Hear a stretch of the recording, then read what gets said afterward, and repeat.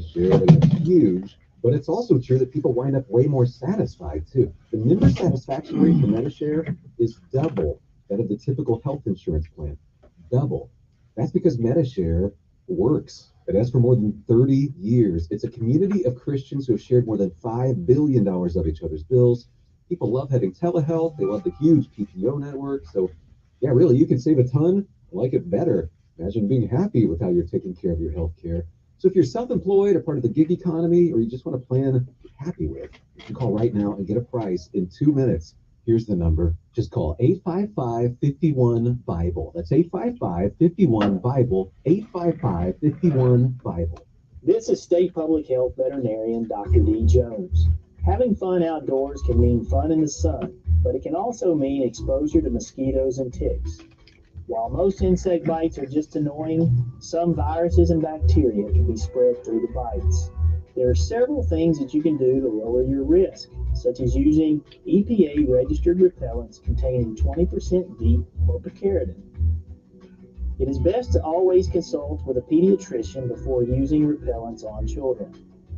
Also, wear light-colored clothing with long sleeves and always check yourself for ticks. Additionally, install or repair window and door screens. Empty any standing water in the yard. Keep gutters clean and drainage ditches free from leaves or other yard debris. This will also help reduce standing water. These basic techniques can help you safely enjoy the outdoors and create memories that will last a lifetime. Hi, I'm Queen Latifah. It is Even still with a heart failure, my non-commissioned mother officer. remains strong. Because without strength, you lose hope. Together, we will rise above heart failure. To help prevent, improve, or manage heart failure, go to riseabovehf.org. He's smart, witty, and fast on the draw. It's Mark Levin this afternoon at 5 p.m. on News Radio 1440. Righty then. Reset. Refocus on your day. The moment where you take a deep breath and change the focus from the problem to the problem solver.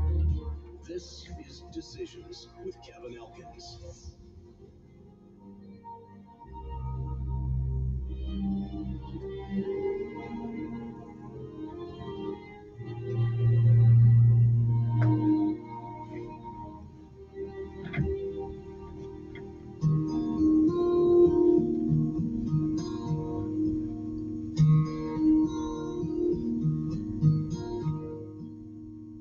Tomorrow morning, if you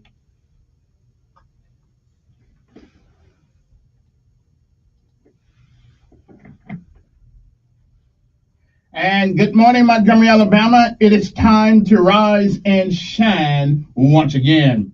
It's another day, one more, on top of the ground.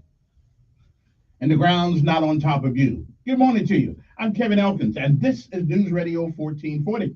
It's time for our daily bread, a word from on high, something that'll change your perspective or give you a new one. Either way, it's good for the soul. Good morning to you. Today's daily bread is entitled Love in Action. It is August the 9th, 2024. Our scriptural insight today comes from Hebrews 13, 15 through 21. But we'll get it started off with Hebrews 13 and 16, which reads, do not forget to do good and to share with others. For with such sacrifices, God is pleased. Govern yourselves accordingly. Good morning to you. And again, it is August the 9th, 2024. It is a day that has never been. And believe me, it is a day that will never, ever, ever be again. It is a once-in-a-lifetime deal, and you don't get a do-over. You don't get it back. You don't get to summon it from the past. You don't get a chance to come back tomorrow and do what you should have done today. And you don't get a chance to come back tomorrow and undo what you did this day. So whatever it is that you do with this day, make sure that tomorrow should be. Not only you will be proud, but the world will be proud for the things you have done.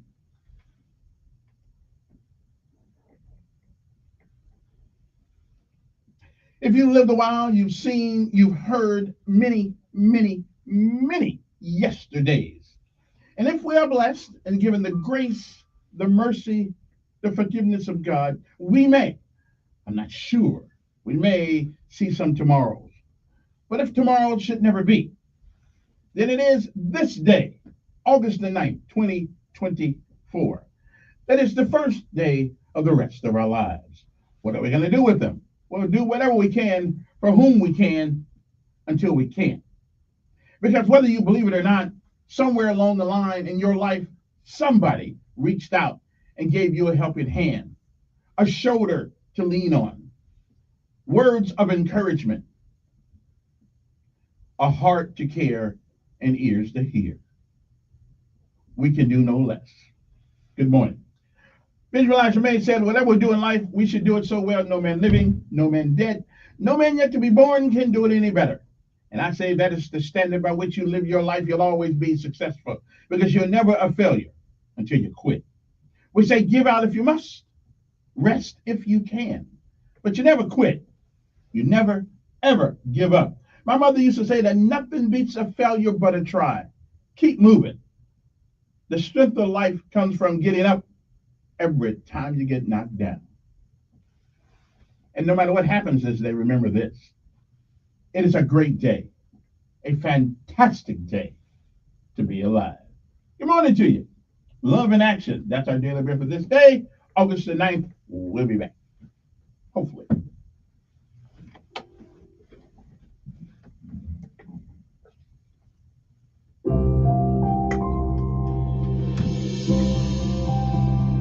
Hello, I'm Sotil Dixon. I'm sharing love in action in today's encouragement from our daily bread.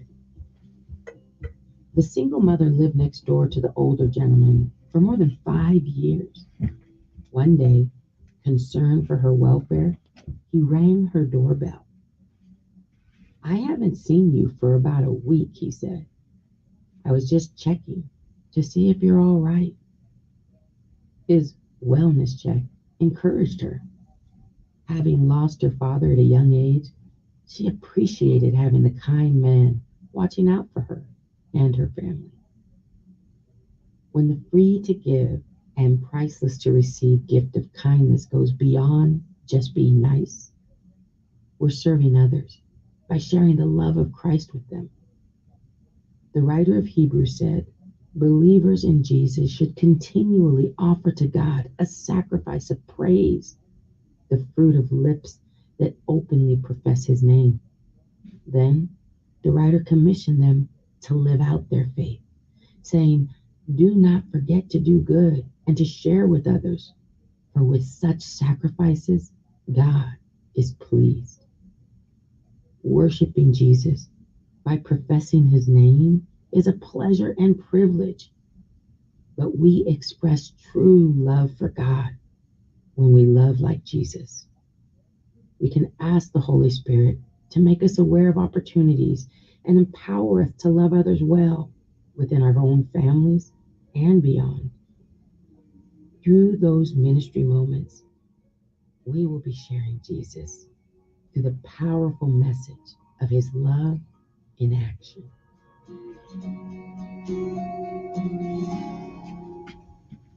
Today's Our Daily Bread devotional scripture reading is from Hebrews chapter 13, verses 15 to 21. Through Jesus, therefore, let us continually offer to God a sacrifice of praise, the fruit of lips that openly profess his name. And do not forget to do good and to share with others, for with such sacrifices, God is pleased. Have confidence in your leaders and submit to their authority, because they keep watch over you as those who must give an account. Do this so that their work will be a joy, not a burden, for that would be of no benefit to you. Pray for us. We are sure that we have a clear conscience and desire to live honorably in every way. I particularly urge you to pray so that I may be restored to you soon. Now may the God of peace, who through the blood of the eternal covenant brought back from the dead our Lord Jesus, that great shepherd of the sheep, equip you with everything good for doing his will. And may he work in us what is pleasing to him through Jesus Christ, to whom be glory forever and ever. Amen.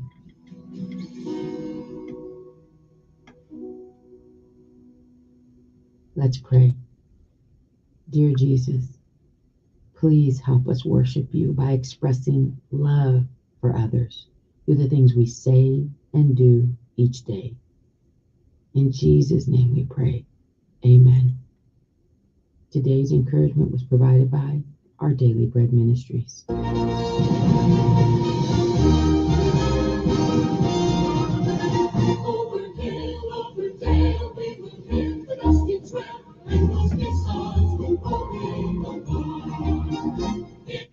And now it's time to pay homage to all of our armed forces of the United States of America, Army, Navy, Air Force, Marines, Coast Guard, and Space Force.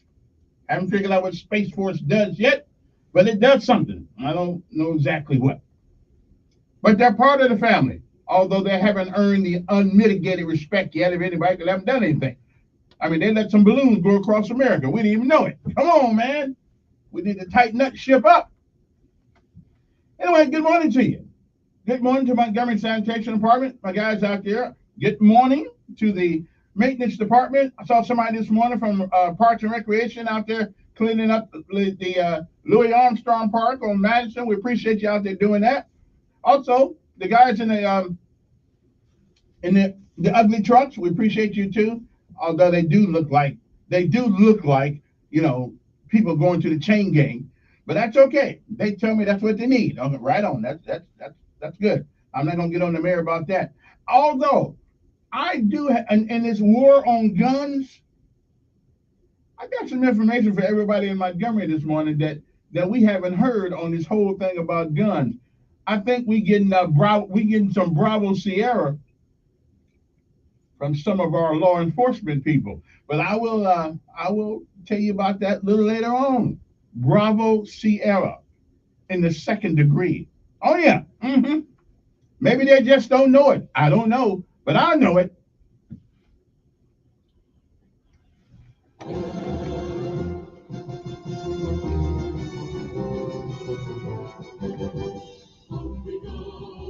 I mean, everybody puts out a little Bravo Sierra every once in a while, but this one, this ain't good. I'll tell you. After I get done playing our audio piece for the morning, it's a great day to be alive.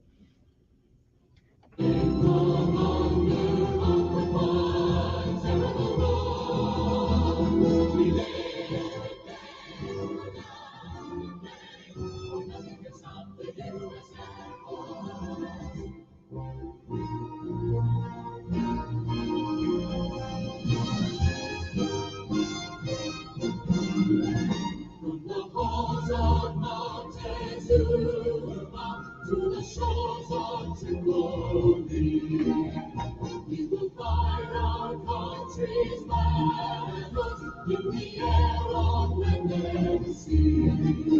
Let's fight for right and freedom, and to keep our monarchy. We are proud to make the title of the United States.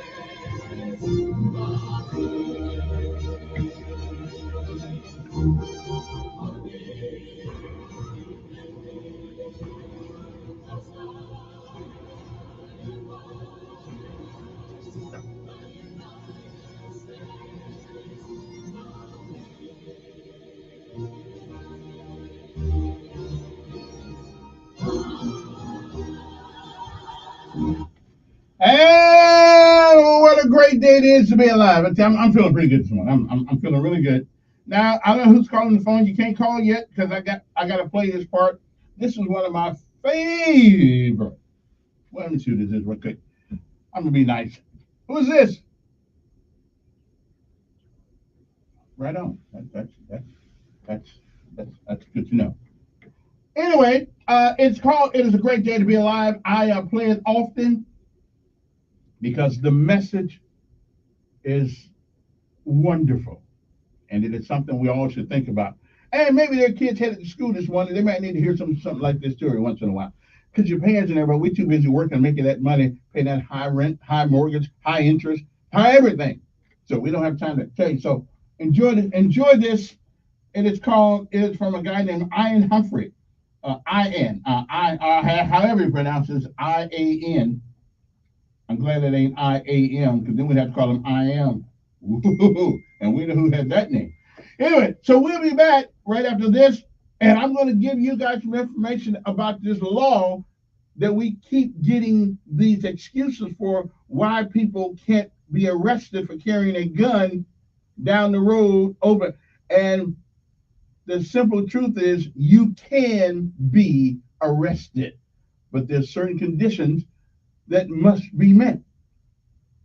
And these are the conditions that even when I had the sheriff up here, he didn't say this. Maybe he didn't know it was in the law. I don't know. But there is something that can be done.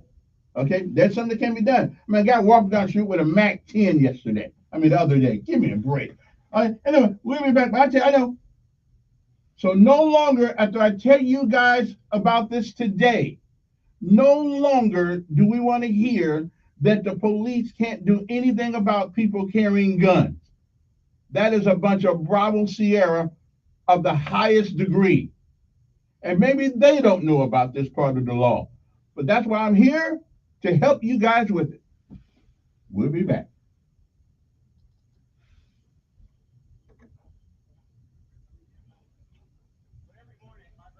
Would wake up at 4:15. And at 4:16, her feet would hit the floor, usually right in front of my face. And that's what would wake me up. But I would lay there and I would pretend like I was still asleep, because me and 4:15 really didn't get along. But Grandma would look at the back of my head. I could feel her staring at me. And then finally she would say, "Now, sugar, Grandma know you ain't sleep. You just supposed to go on and get on up and get ready for school." And my grandmother was known for saying things that would kind of make you a little angry because they made so much sense and you couldn't argue with her. Parents, there's things that when you become parents, you start to say to your own kids.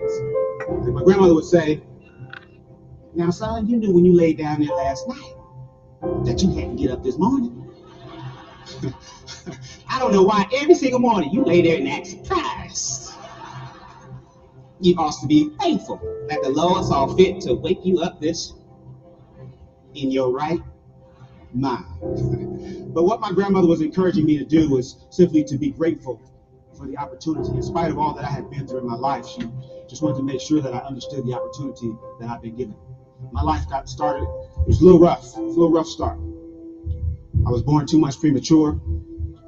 My mother was walking up a flight of stairs, and she didn't know this at the time, but a woman she had had an argument with earlier was standing above her holding a pot of boiling water. As my mom made her way up those stairs, that woman dumped that water onto my mom and sent her tumbling down the stairs into premature labor. She received third-degree burns to over 25% of her body. And when we were finally allowed to leave the hospital, as you can imagine, my mom was in a great deal of pain. Those burns just barely missed her face and covered most of the front of her body. So when we got home, she began taking a heavy sedative, pain medication, to help her recover. When she took that medication, it was very difficult for her to watch me, so I would bounce around a lot. I'd stay with my mom for a little bit, and then I'd go stay with Grandma, and I'd stay with some neighbors, aunties, and then back to my mother's house. I did that for the first 3 years of my life. I was 3 years old. I was back at my mom's house, and I got into her purse, and I found that medication. I swallowed everything in the bottle. When they found me, they rushed me to the hospital, and my heart would stop, and eventually I went into a coma. But because of that accident, because of that incident, the state of California, they did an investigation. And the conclusion that they came to was that it wasn't an accident. They removed me from my mother's home, made a ward of the state, and eventually I went into the foster care system. Shortly after I arrived to one of my foster homes, my foster mom, her name was Miss Alexander. Miss Alexander began locking me inside the closet with a light. She'd open the closet door, she'd kick me, hit me with a stick or a strap or whatever she had. It was while I was in that foster home that I was sexually abused for the first time in my life. Oftentimes people ask, if that has to be the worst thing that could happen to someone. I have scars on my body that you can't see. I have a burn here in my hand that she put there with an iron. But all of that pain went away. The worst thing that Mrs. Alexander would do is she would open the closet door, she would stand over me, and she would say, "You're stupid, and you ain't gonna never amount to nothing." That hurt me more than any of the physical kicks or the physical pain because I believed it for a long time. I believed that I would never amount to anything, just like she said. I didn't know this at the time. I found out a little bit later, but my grandmother, my hero, she had started going back and forth to court, trying to prove that she could take care of an active, handsome little boy. And eventually, the state of California, they granted her full custody of me. And I'll never forget standing on Miss Alexander's front porch waiting. She had my little belongings, everything that I had. I remember standing there. It may have only been a half an hour, but it felt like an eternity. And I can remember thinking maybe no one's coming. But after a while, at the end of the block, I see the ugliest car I've ever seen in my life.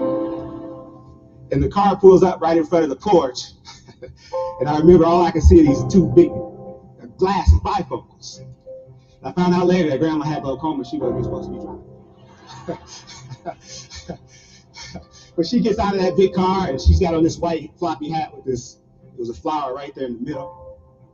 And I remember she had on this long white dress that came all the way down to her ankles. And I found out later that, that was Grandma's Sunday best. It was an outfit that she only reserved for special occasions. And I can remember for once in my life feeling like I was on a special occasion. I remember jumping into Grandma's arms and squeezing her, and I remember her whispering and saying to me, "Everything's okay. You're family." And everything was okay, just like Grandmother said. And I had a lot to look forward to. I found out that my mom was going to court trying to prove that she could take care of me. And I can remember sitting there with my mother, and we talk, and we had a lot of different conversations. One thing I can remember saying, "Mama, one day when I get big, I'm gonna buy you a nice house with a fireplace." I said, "Mama, one day I'm gonna buy you a nice car." Not like Grandma, so get you a nice one. But the truth is, I just really wanted to become a family again, and that's what I looked forward to. When I was 12 years old, I was asleep on my grandmother's floor. It was about 4 o'clock in the morning. We get a knock on the door. It was my mom's roommate. Miss Howell, come quick." Miss Howell was my grandma. She said, "Come quick, it's Ruth." Ruth was my mom. She said, "I can't wake her up. I think she's dead." And I can remember laying on that floor, kind of wishing hoping that it was maybe a dream. But it wasn't. And that's how I found out that all the hopes and dreams and things that I had to look forward to weren't going to happen. I became very angry. I became confused. I was hurt. I didn't really understand what was happening. I started acting out, hanging out with wrong people, breaking into houses, started stealing cars. I remember not really caring what happened to me. I continued that behavior until I was 19. When I was 19, I found myself standing in front of a judge. I was handcuffed. I had a chain around my waist, and my handcuffs were attached to that chain. The judge looked at me and says, "The state of California sentences you to 15 years in prison for armed robbery and assault." That day, when that door closed behind me for the first time as a convicted felon, I remember standing in that empty cell. I remember my knees started to get weak and they started to shake uncontrollably. I collapsed and I fell to the floor. I just started crying alone. I remember hearing voices. Heard the voice of my foster mom saying, "You're stupid, and you'll never amount to nothing." Heard the voice of family members and friends of family that said that boy's gonna end up just like his father. My father was a career criminal. He died in prison. I can remember laying there thinking to myself that this is where I'm gonna die. But here's what happened that would change my life. Shortly after I arrived to that prison, there was an educator there. His name was Charles Lyles, 6'3", ex-Marine. And I don't know what it was about me, but every time he saw me, he said, "Hey, Mr. Humphrey." And he had this big smile on his face, a smile that my kids would say, "That's creepy." But he smiled and he said, "Hey, Mr. Humphrey, how are you doing?" He always called me Mr. Humphrey. He gave me that respect. He walked into my cell. He looked at me. He said, "Mr. Humphrey," he says, "prison doesn't have to be your life." He says, "You can get out of here and You can do great things. He started to walk away, and before he walked out of my cell, he turned around one last time and he says, Mr. Humphrey? I said, yes, sir. He says, I believe in you. And he walked out of my cell.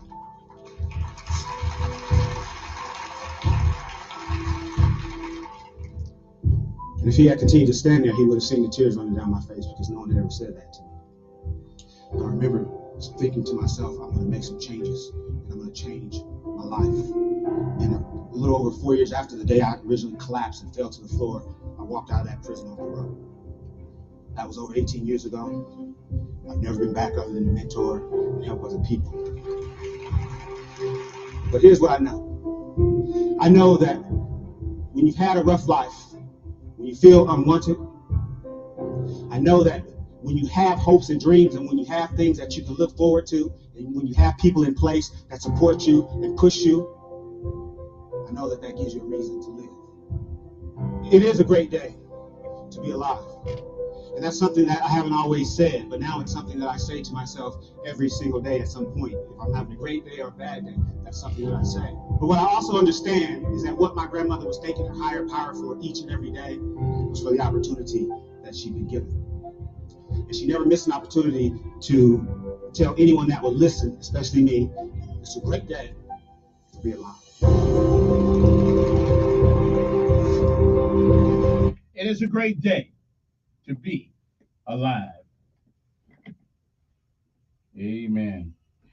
Good morning to you. I hope this day finds you well, finds everybody. I hope that kind of motivated you a little bit to, we all got troubles. We all got issues. Every last one of it. Only person that don't have an issue is the guy who ain't here anymore. Okay, or woman that's not here anymore. And even, they may have some too. I haven't been down that side of this thing yet, but everybody's got issues. Everybody's got something they have to deal with. Okay, everybody does. Right? So it's not what happens to you that even he found some grace and found some strength even while he was locked up. Okay, it motivated him not to ever want to be locked up again. I say that's pretty good motivation. Anyway, good morning to you. It is 7:36 in the morning. A city council is working on a curfew, which is good. We need a curfew.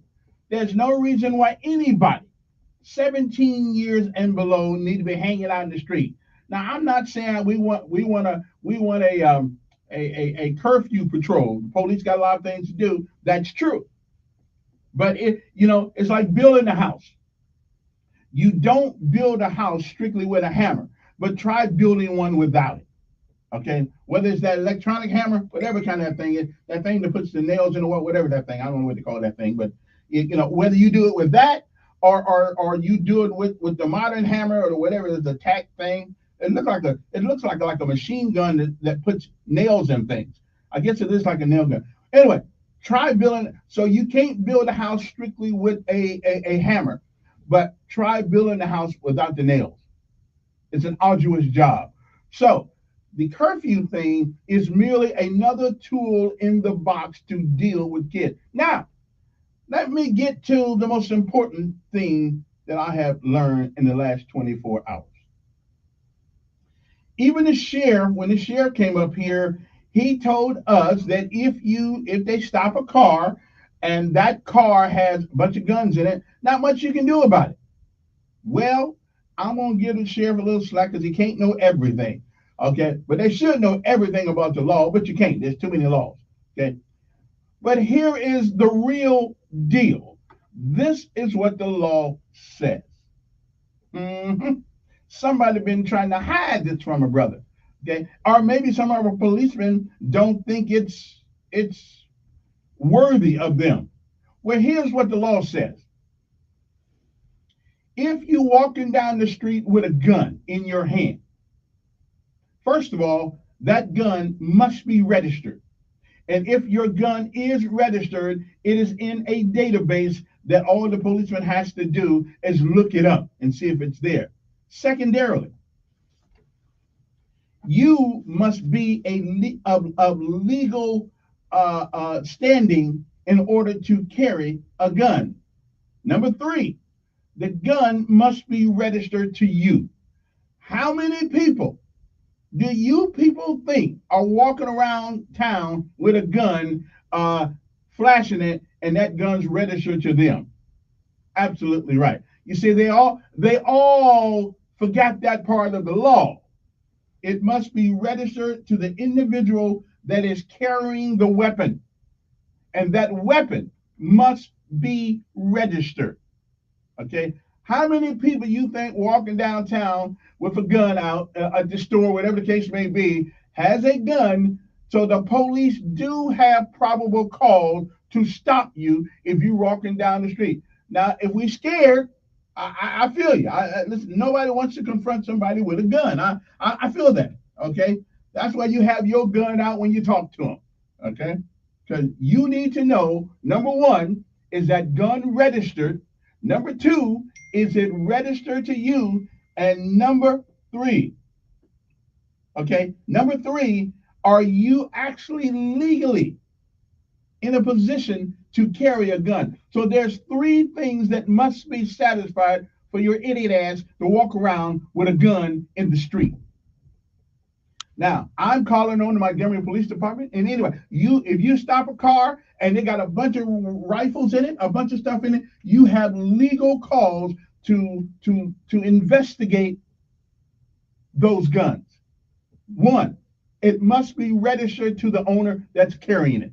Two, it must be a registered weapon. Three, and you must be in good legal standing in the state of Alabama in order to carry it. Okay. So all this junk about we can't do nothing, that's crap. And the governor, all the governor did, all the law said was that they passed is that you do not have to have a license to carry a concealed weapon. That's got nothing to do with 5'6" Elkins thinking he's 6'5" because he got a gun. Okay, so there is probable cause to stop people to make sure they are in good standing with the laws of Alabama carrying that weapon. So I don't want to hear no more about this crap about you can't stop people. If they're walking down the street carrying a gun, you doggone straight, you have a right to ask them. One, is the gun registered to you? And if it is, it'll be in the database. Two, all right, two, which one? Two was gun must be registered to you. Two, it must be registered, period. And three, you must be in good standing legally in order to carry that weapon. And you can't tell that by somebody walking down the street. You got to stop them. You got to ask these questions.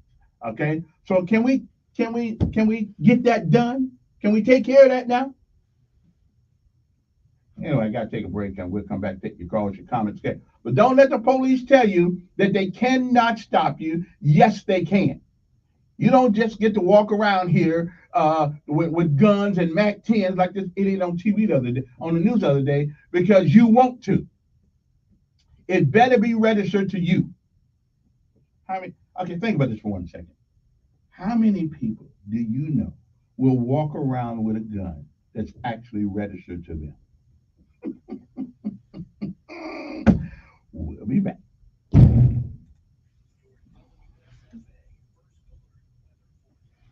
News Radio 1440. Sponsored by Compassion International. Every day, a child in poverty waits for a sponsor is another day of hopelessness. There are thousands of kids who've been waiting over a year. End their wait. Sponsor a child with compassion today. Just text the word radio to 83393. Some lower humidity looks to return to our atmosphere. Temperatures will still be hot during the day. Highs on Friday climb into the mid-90s. Even Saturday and Sunday, we see temperatures in the low and mid-90s. But overnight lows might be a little bit more comfortable. A lot of low 70s, maybe even some upper 60s, and very low rain chances too. Since there's not a ton of moisture in the atmosphere, we get lots of sunshine over the next couple of days. And that's your first alert forecast. I'm WSFA meteorologist Amanda Curran on News Radio 1440. Montgomery Skywatch traffic brought to you by Sons Automotive, family owned, family driven on News Radio 1440.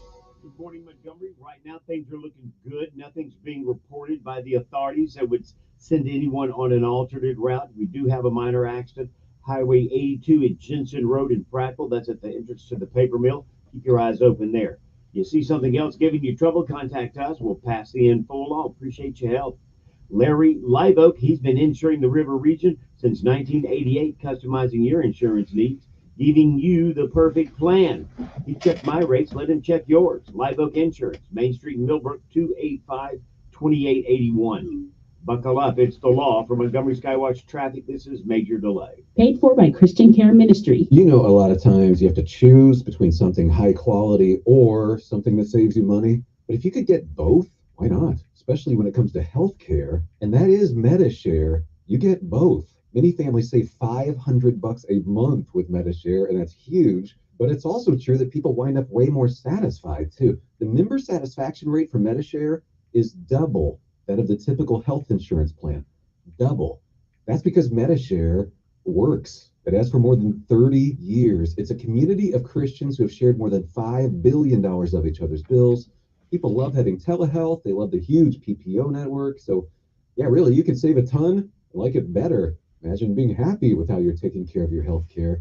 So if you're self-employed or part of the gig economy, or you just want a plan you're happy with, you can call right now and get a price in 2 minutes. Here's the number. Just call 855-51-BIBLE. That's 855-51-BIBLE, 855-51-BIBLE. Though the world is full of wonders to amaze you as you roam, some of life's greatest treasures are found very close to home. Ingram's Farmers Market and Garden has freshly baked casseroles, homemade jams, local fresh fruit and produce close to where you live, raised by folks you know. Ingram's Farmers Market and Garden, where you'll find more than just produce and the best barbecue in town, handcrafted gifts, antiques, and more. Located at 3740 Magnolia Drive in Millbrook. Stop in and stock up. Ingram's Farmers Market and Garden. Skip the DIY and get your window treatments done right the very first time with Just Blinds in Prattville. For over 35 years, Just Blinds has been the trusted source for quality window treatments. Whether it be plantation shutters, blinds, shades, outdoor shades, or custom drapery, Just Blinds offers complimentary in-home consultations in the Montgomery, Prattville, Lake Martin, and Auburn areas. I'm Ben Myers with Just Blinds in Prattville, and I want to invite you to visit our Prattville showroom or online at gojustblinds.com. Marco! Marco! In a giant pool of business competitors, don't be the one left unseen and out of reach. If you're a business owner and need help with your online presence, let's make it happen. Introducing Cumulus Boost. Boost your website, boost your findability, boost your reputation, boost your business. Marco? Yes, I'm Marco. Get a boost, get found, get on the map. Contact us today at cumulusboost.com. For most of Alabama, ticks and mosquitoes are more abundant from late spring to early fall. If you spend time outdoors or have pets that go outside, you need to be aware of the diseases they can carry to help protect yourself and your family. Prevention is key in safeguarding against tick and mosquito-borne diseases. For more information and tips on how to protect you and your family from these pests, visit our website at alabamapublichealth.gov. Again, visit our website at alabamapublichealth.gov. Don't miss Sean Hannity. Biden incoherently adheres Live this afternoon at 2 p.m. on News Radio 1440. All right, and then we're back at 7:47 in the morning. Let me see who's on the phone. Good morning. Who's this? Yes.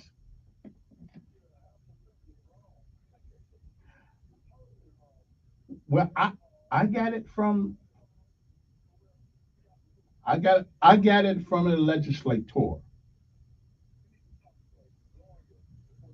Unless you can be sued, anybody, but okay. Let me hear.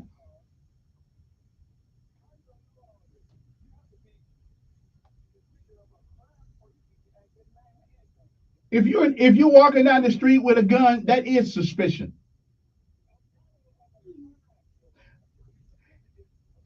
But exactly.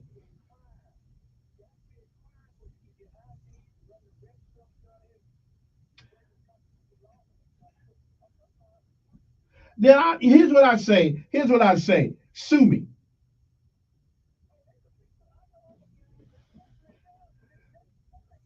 Because right, and again, what the law says is that you have to make sure it's registered to you, it's a registered weapon, and that you're in good standing with the law. You don't think a man walking down the street with a MAC-10, it brings about suspicion.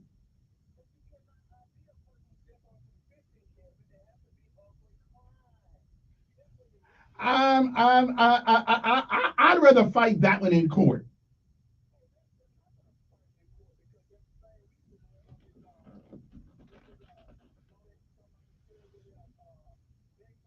Yeah.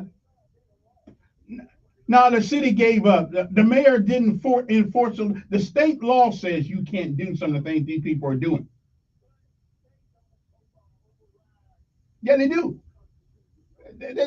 There's no constitution. There's nothing in the Constitution about begging. There's nothing in the Constitution about begging. Then I'd say take the Constitution to court, because we are surrendering.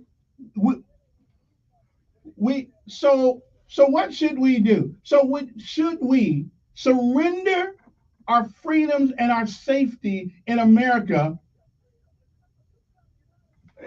Not to.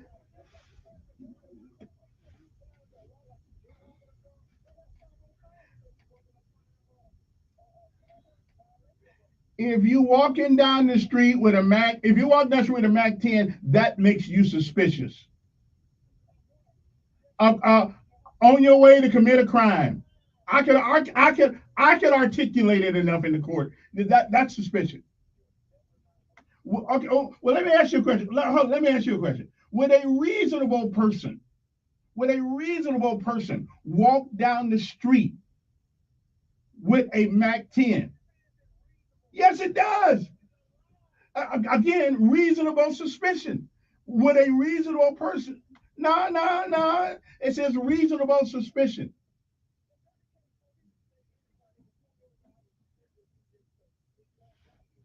Hell, son. Well, listen. We need to get better lawyers, because I think a law. Okay. You didn't answer my. Wait a minute. You didn't answer my question though. Would a reasonable person walk down the street with a MAC-10? It depends on what? Depends on what?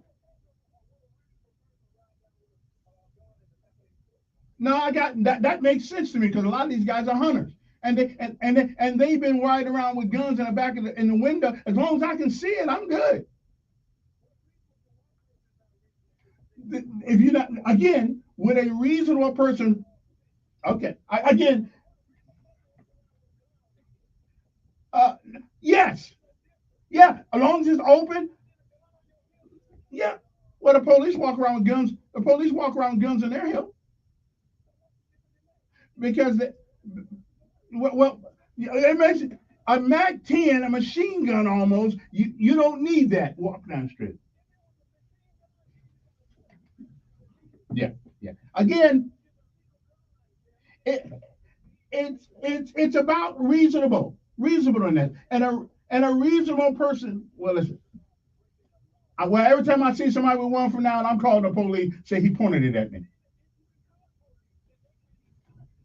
I'll say he pointed it at me.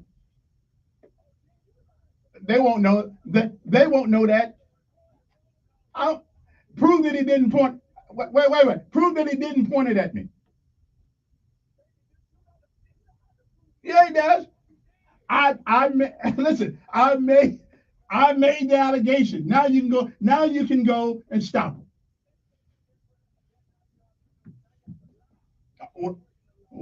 Can't prove it. Yeah. Well, again, you didn't answer the question though. Would a reasonable person walk down the street with a MAC-10? Okay. Well, listen. In a court of law, in a court of law, you only got to be found guilty by one person most of the time. Reasonable, you can get off. You can get off in a trial on a case if one person disagrees with you. One person can make you go free. So one person Anyway, I gotta run. Appreciate it. Yeah, I gotta run. I'm at 7:53 in the morning. Good morning.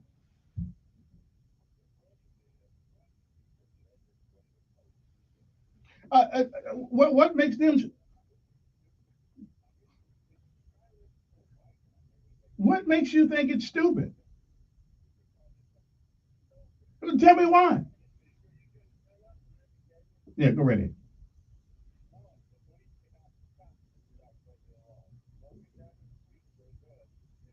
And what if you're a convicted felon?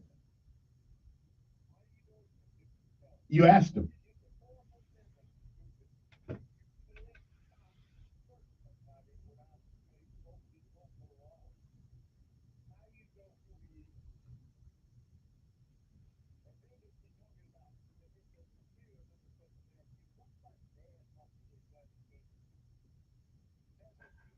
Is it registered? Is it registered? Is it registered? Okay. Well, that's not what I hear. It may be stupid, but it's reasonable. Of course it is. It does not. Wait a minute. You don't have to search anybody if they're carrying a gun out in the open. If he carrying a Mac 10, he need to give me his name. Okay. Okay. See that the problem is we need Cordell. We need Cordell Walker. That's what we need. All right. See you later. Okay. I'm telling you what the law says. Good morning.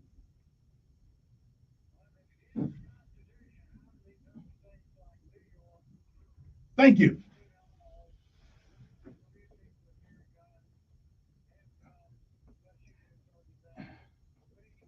Yeah.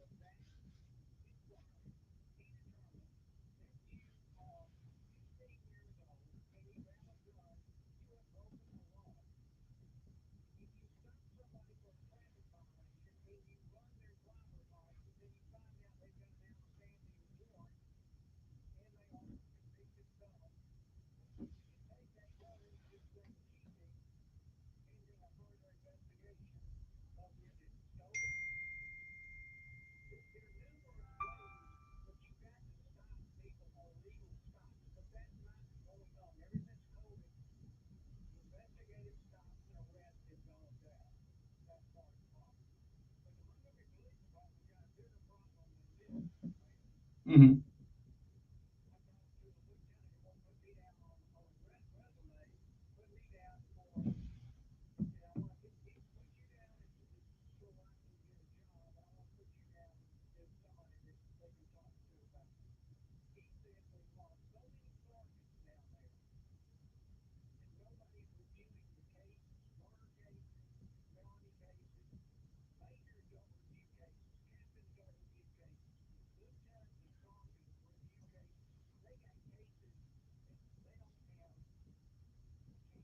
Well, let me ask you something. Why don't majors and sergeants review cases?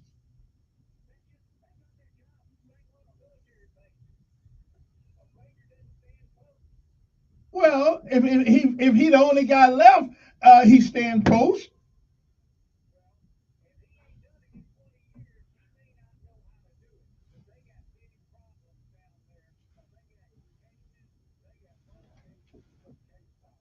Mm.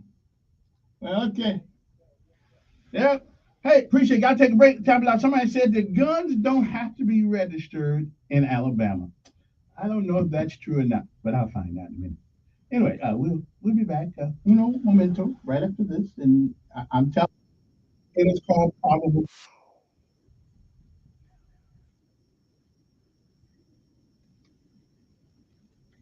1440. Good morning, I'm Janice Williams at WSFA 12 News. Here's what's happening this morning. Montgomery City Council once again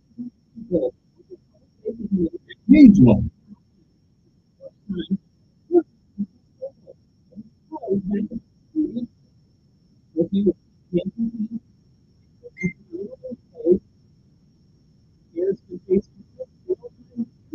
Good.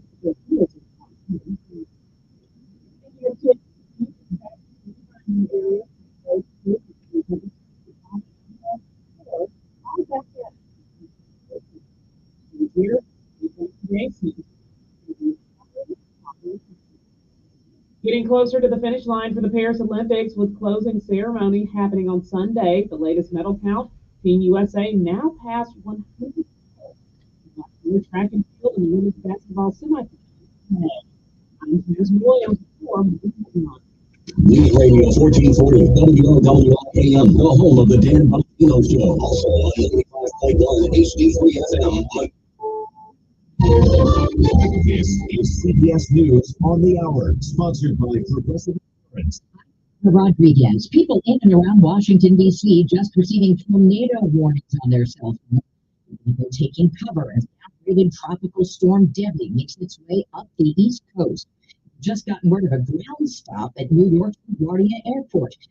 Likely not be the last in the East. CBS's Chris Van Cleve. The Charlotte Airport, that's a hub for American Airlines. Yesterday, about half the flights in and out of there were delayed, and that could be a pretty good guide for points north as this storm moves through. Scary moments at the airport in Charlotte this morning when a Delta flight reportedly carrying Carolina Panthers players on their way home from an exhibition game in Rhode Island ran off the runway. There are more than 1,000 flight delays and cancellations in the U.S. so far today. Travel on the road be a problem as well. Meteorologist Jordan Steele at Weather Channel. Flooding is going to be a big issue. All that heavy rain works its way up 81 and I-95 and lingers going into tonight and even into tomorrow with eventually a nicer day on the horizon. The death toll from Debbie in the southeast is up to 8 now. The latest, a 78-year-old woman in North Carolina who died when a tree fell on her home. A new development in the planned terror attack that canceled Taylor Swift's concerts in Vienna this week. CBS's Vicki Barker is at the foreign desk. The third suspect has been arrested over the foiled plot. All we know is that he's 18. He allegedly swore an oath of allegiance to ISIS, and officials say he comes from the same social environment as the main 19-year-old suspect. Bomb-making materials were found at the 19-year-old's home. A 17-year-old in custody isn't talking. He was employed a few days ago by a company providing unspecified services at the venue for the Taylor Swift concert. Here in the U.S., correspondent Jared Hill is on the campaign trail. After touching down in Phoenix last night, today Vice President Kamala Harris prepares to take her battleground storm to the Sun Belt. The Democratic nominee also agreed to her first head-to-head matchup with former President Donald Trump in the debate on September 10th. Mr. Trump told reporters in Palm Beach. I look forward to because we have to set the record straight. He has events in North Dakota and Montana today. A swashbuckling golf pro from Puerto Rico is gone. Chichi Rodriguez won 8 PGA Tour tournaments and 2 of his flamboyance and flair on the field got him the most attention. Chichi Rodriguez was 88. Dow futures up 70, NASDAQ futures down 84. This is CBS News. Sponsored by Progressive Insurance. Looking for a career with flexibility, plenty of benefits? Go to progressive.com/careers and apply online today. As a roofer, I don't have time to fail. Homeowners rely on me, so I rely on Beacon. Beacon's unique network of branches work together to get me what I need when I need it. And with the Beacon Pro Plus app, I've got the brands I depend on, like you, right at my fingertips. Now through September 15th, purchase high quality PAF Pro Plus and earn $1,500. Go to BECN.com or download the Beacon Pro Plus app today. Beacon, always built. It's common knowledge that after age 30, our metabolism changes. I'm Chuck Norris. I tried everything. Working with the human health experts, we came up with Morning Kick. Morning Kick has probiotics to help you lose prebiotics for digestion and powerful anti-aging supplements.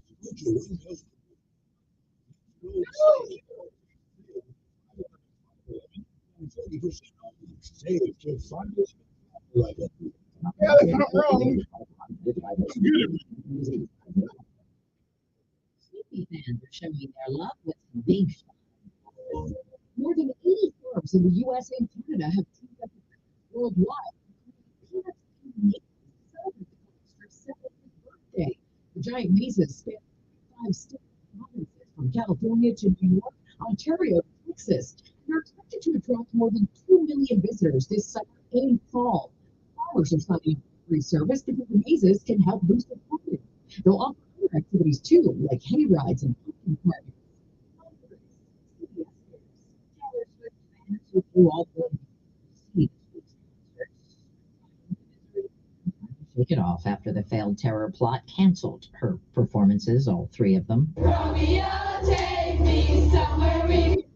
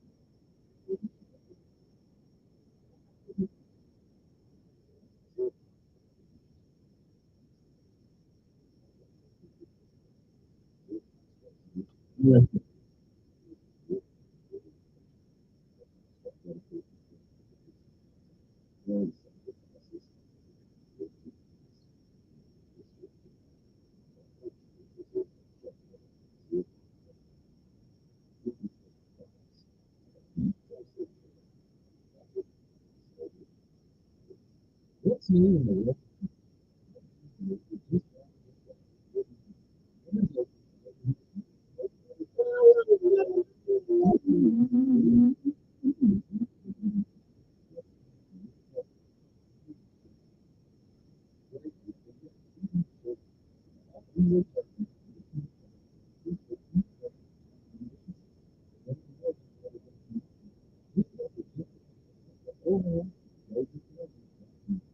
This is the news.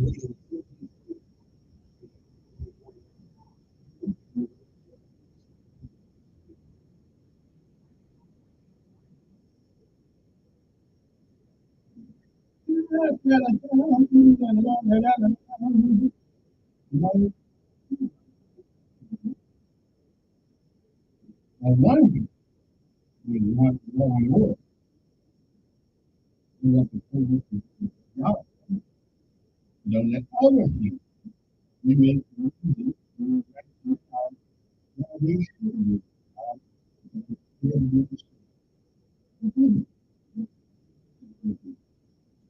Good morning. Yes.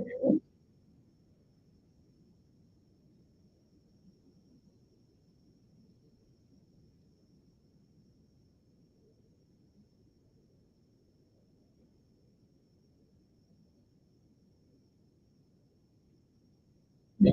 People are listening. We don't listen to them. Nobody.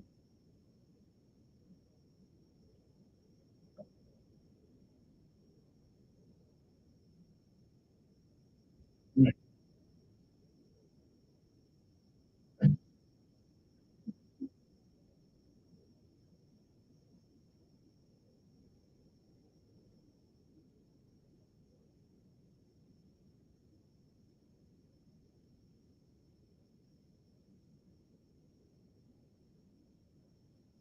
Yeah. Bring it. Yeah, yeah, that's not.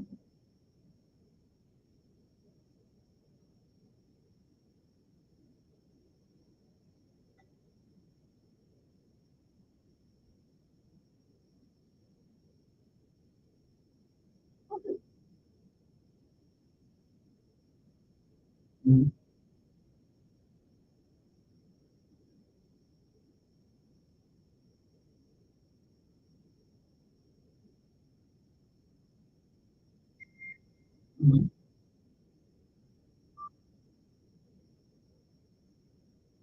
Right, right. Mhm. Right, he didn't do it for 2 years, right, that, right, okay.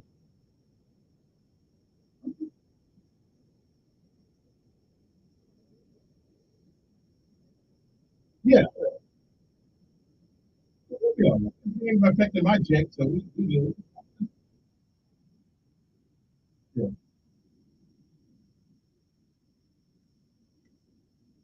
Well, I did know, yeah, I did know in order to have a seat, you're seeing now, that you have to do it for 2 years. Yeah,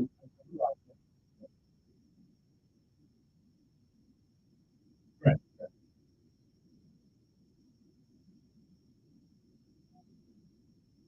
right, gotcha.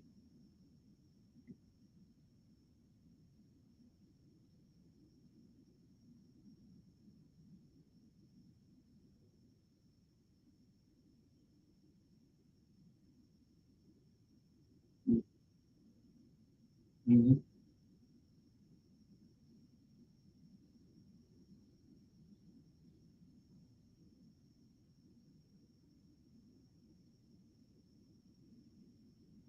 Well, he in the Marines, right? He in the Marines, right? Mhm.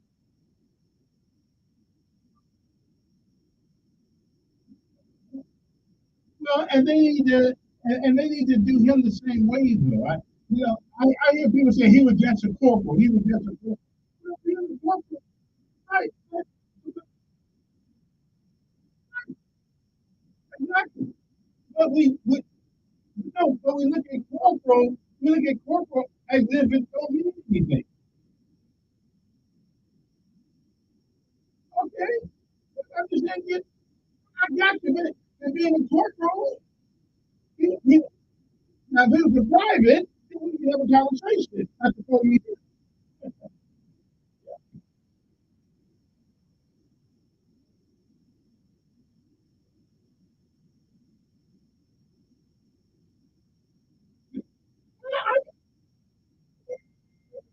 Listen, his military service, I don't care about. But when you put tampons in a boy's bathroom, I got a problem with. I got a problem with you, brother. Uh, yeah, I don't care.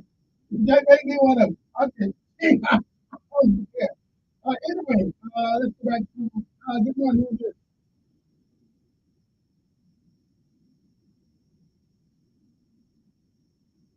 Yeah.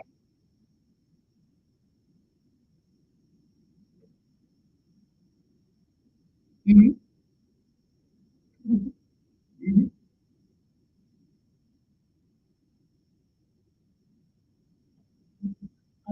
That's right.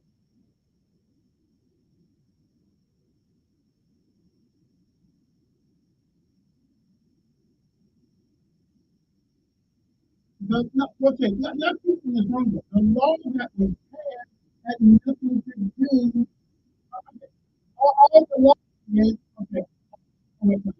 All we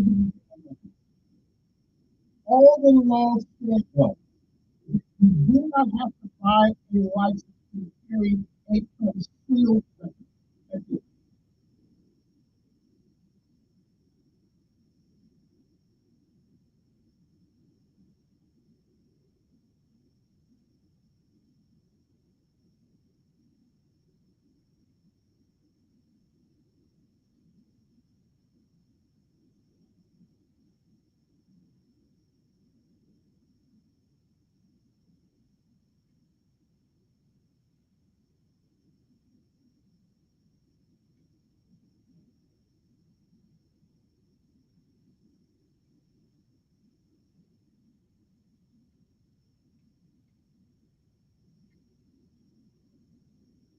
Mm-hmm.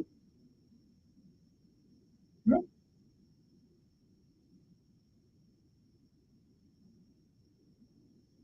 Mm-hmm. Sure. I saw black and white guys do it. I do it. Yeah. Mm-hmm. But we have the same constitution. That law has been on the books since Alabama been around. Because you're going backwards to something. Everybody knows that.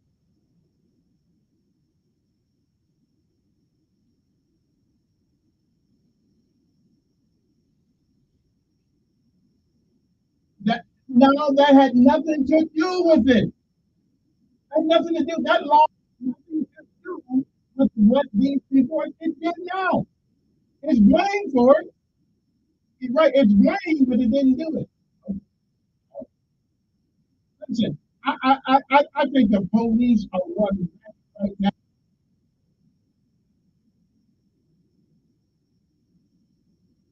Mhm. Okay. Whatever. Again, I'm and I've been having them too.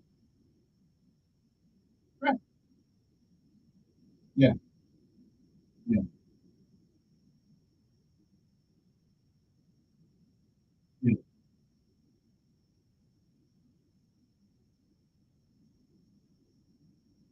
Yeah.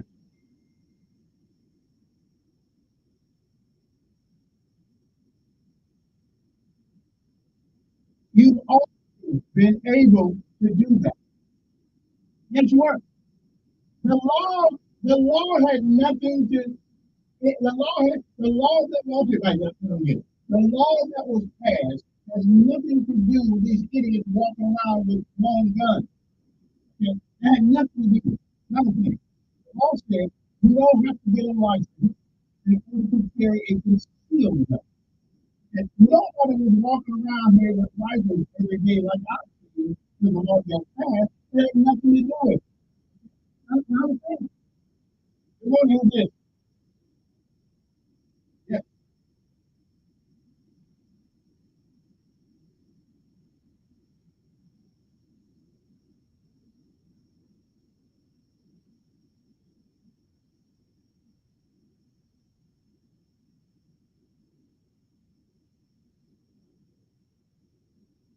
Under reasonable suspicion. Yeah.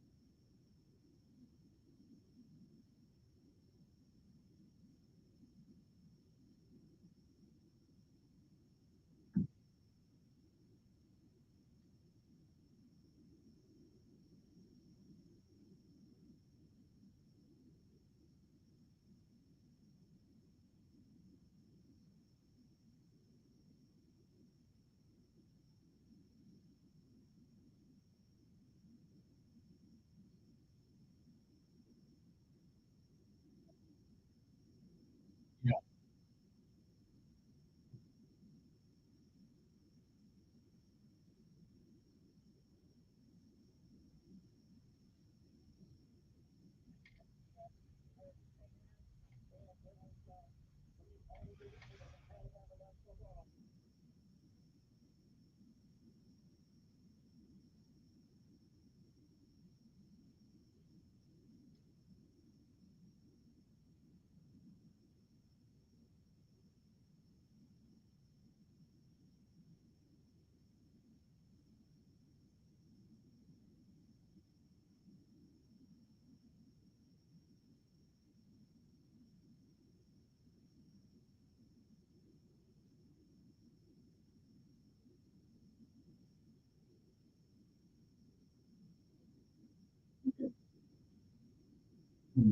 Well, I was, yeah, I do. I appreciate it. Again, I don't know. Yeah, I mean, I'm a sergeant. Sergeant, I don't know. He's one of them.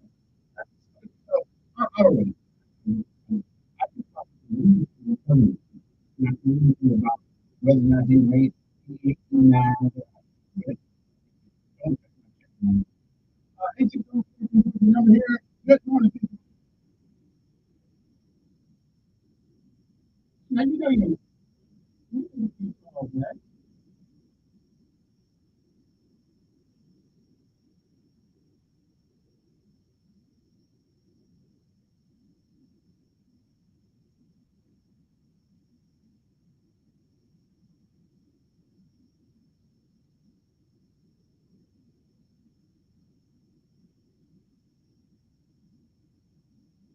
Well, I'm going to go over what reasonable suspicion is.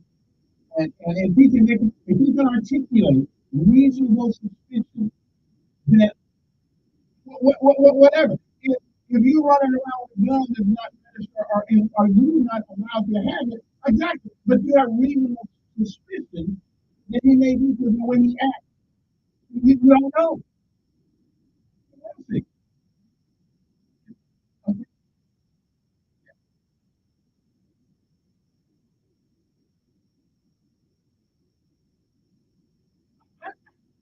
I just, that's reasonable.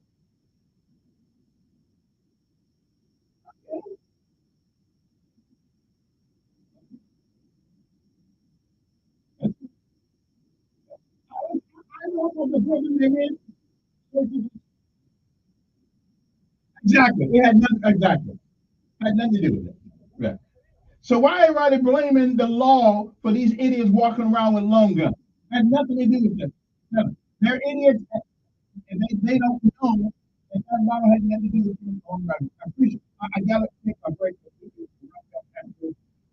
Let me take. And then we'll come back to what is reasonable suspicion under the law. We take this call. We'll get back to that. Good morning. Yeah.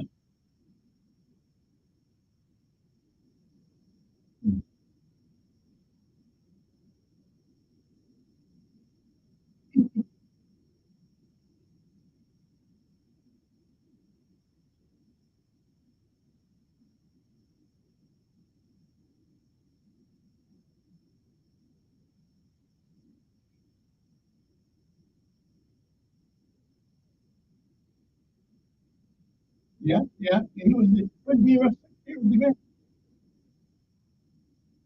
the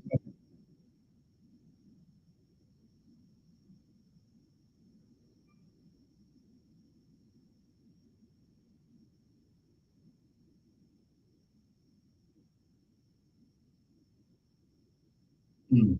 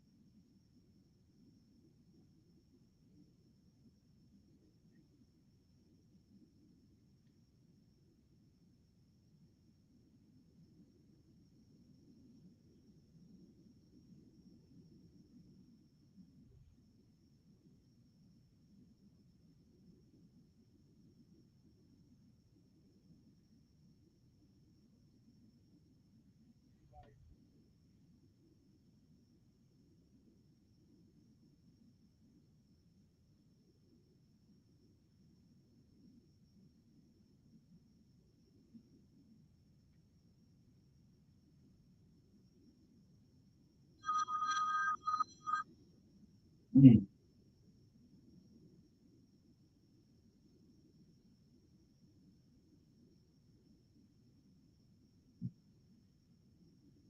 Yeah. Okay. And then somebody said, well, why did they let them do that? Why did they let them do that? That's the question that we have. Yeah.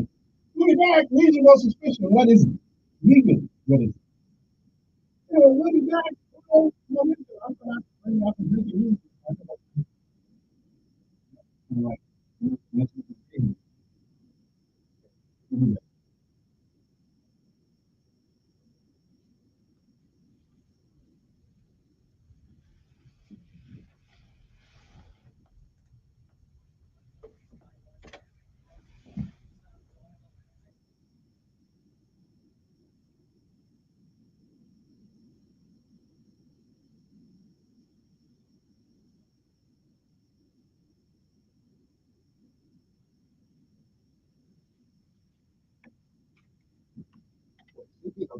The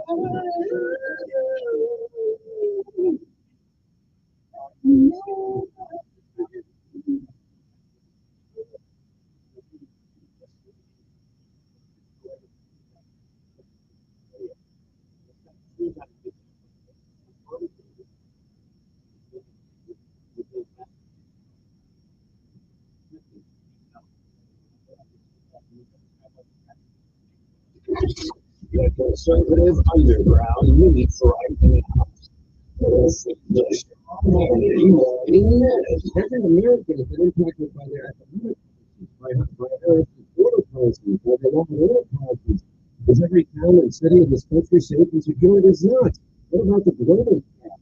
In the middle of awaiting response and an attack by Iran again, Kamala Harris is entertaining the insanity to consider an arms embargo against Israel at the most vulnerable moment where they might be facing a full-front war on top of the three things that they're facing now. You want to compare that to President Trump's record? Or is it completely different? Check out the John Hannity radio show later today, right here. You know, this is getting out of control. Our government is printing $1 trillion debt every 100 days. That's right, $1 trillion every 100 days. Do you want to buy a government out of debt? I didn't think so. No, I shouldn't. This is really from 1 year of government activity, I can distribute the assets for old and young. And that's why we partner with the highest rate working people. We have more than 5,500 years from tens of thousands of people customers to diversify their savings with us. Today, OCO is offering you up to 8 years to contribute nearly 8% from bonus over the qualified approved. So 855 gold with IRA fees, bonus support, free gold, and silver equipment. What do you need? Safeguard your money with 50% silver works today.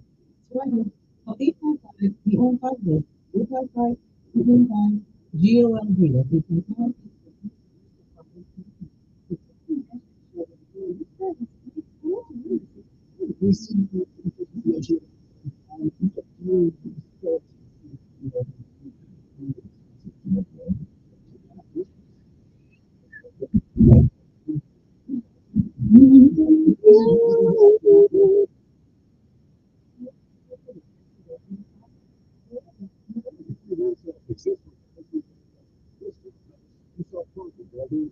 You fix the sink when it's broken. But when it comes to ED and low T, it doesn't get done. We get it. You hate going to the doctor, but you're the guy that fixes things. At Montgomery Men's Health.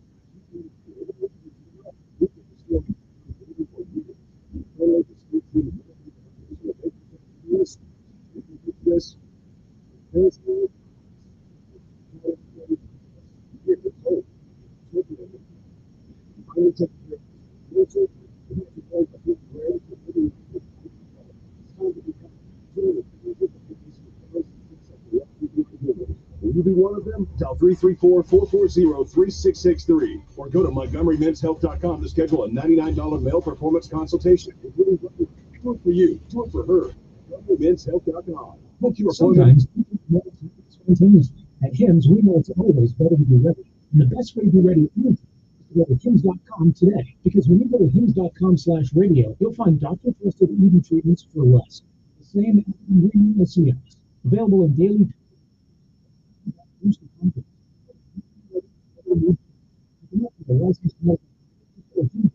No in-person appointments or consultations because if the prescription is right for you, it'll be shipped to your door for free.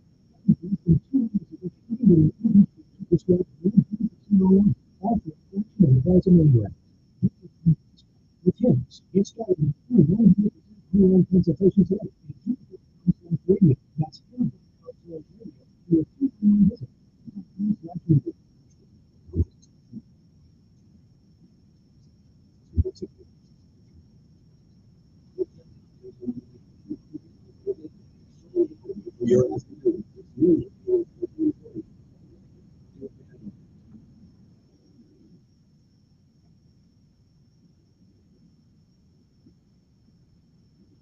And we are back. Good morning. It is 8:29 in the morning on this, whatever morning this is. It's Friday morning. I'm glad it's Friday. I used to get like Friday. You know. A week and big one. 8-12-14, let's go to the phone before I get back to some of this other stuff. And there are other things to talk about too. We're going to get into. Good morning. Yes. I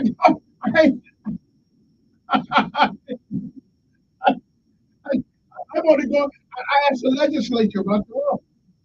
Yeah, okay. Okay. All right.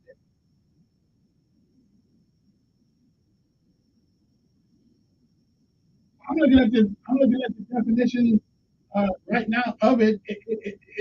It's like an escalation, the de-escalation of escalation. It is the, tell me if I'm right or wrong. It is the last legal doctrine that you can use to serve somebody if you don't really have a certain.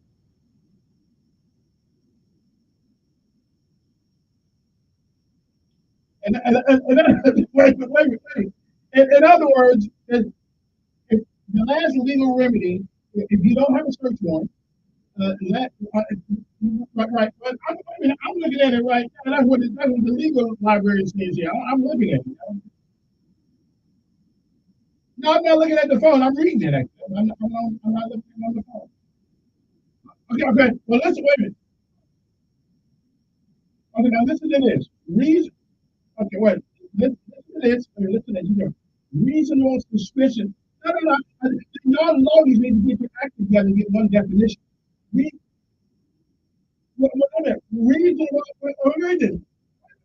Joe, let me give you this. And you tell me where they're wrong. Reasonable suspicion is a legal standard used in criminal procedure that allows law enforcement officers to assess the justification of their decision to conduct a search. When an officer stops an individual for a search, courts require the officer to have either a search warrant, probable cause to search, or a reasonable suspicion to search. Is that wrong or right?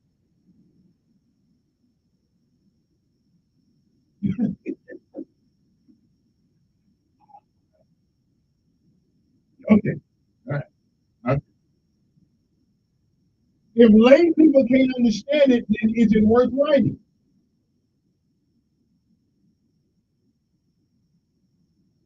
Oh.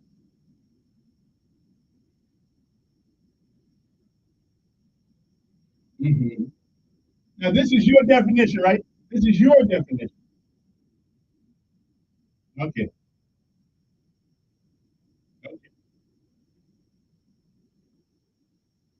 Mm-hmm.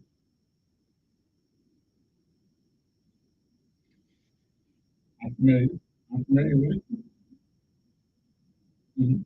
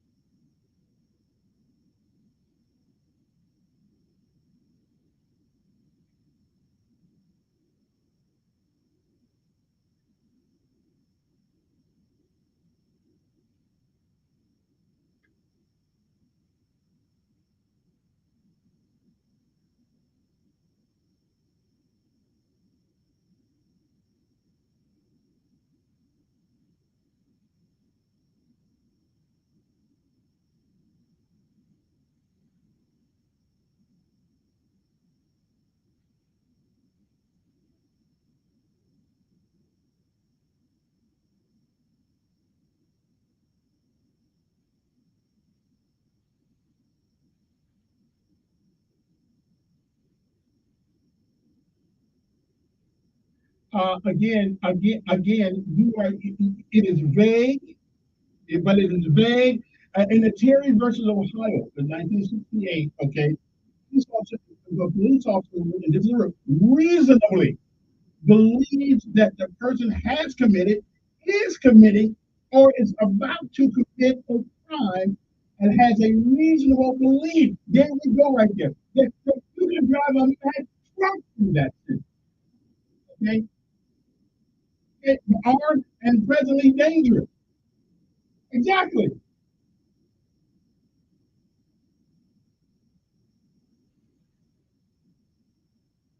Let me ask you, if I'm sweating, if Officer Reed stops me and I'm sweating profusely out of the car because he stopped me, is that a reasonable suspicion to think the guy's doing something illegal? Or not?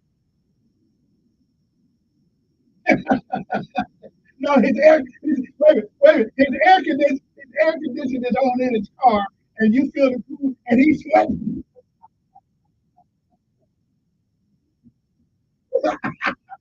I don't know, but is that okay? But is it? I've seen on police shows, Roger, that I also walk up and say, "Why you sweating?" I mean, oh, okay.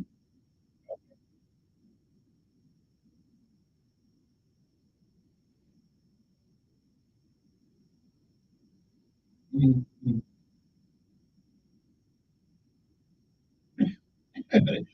But doesn't that all those things mean things? If you don't look your mom in the eye when she asks you a question, she know you're lying. Okay? But your mama know you're lying if you won't look her in the eye. She knows that.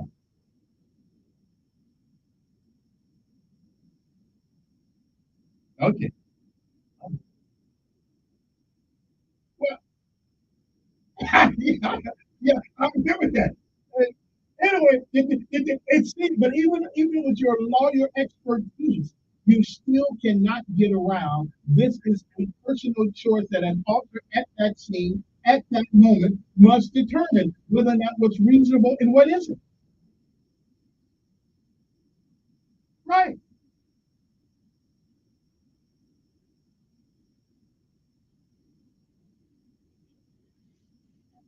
So why can't he? Then why can't he? Okay, and so why can't he make that? If you stop your car, you got 10 rifles on the back seat. That is reasonable suspicion that you are about to commit a crime. In my mind, to me it is. But to me it is.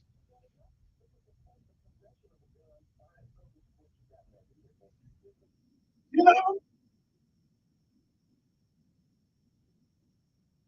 is it suspicious behavior though? I say it.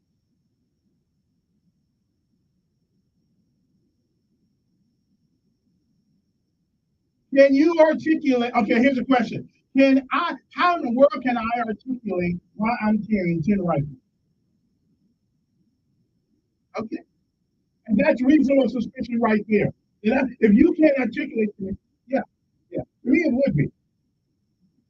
Yeah, no wonder police are quitting because y'all, because you lawyers. No wonder they quit. No wonder they leaving.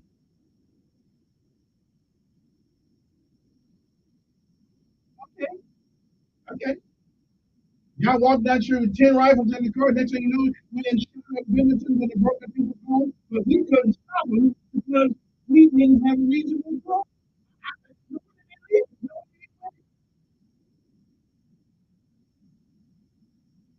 Yeah, maybe an active crime. Yeah, I understand. Yeah,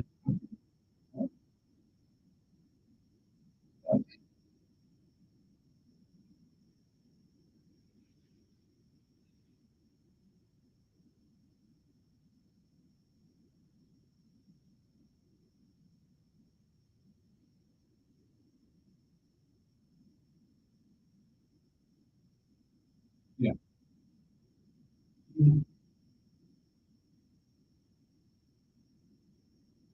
yeah. I mean,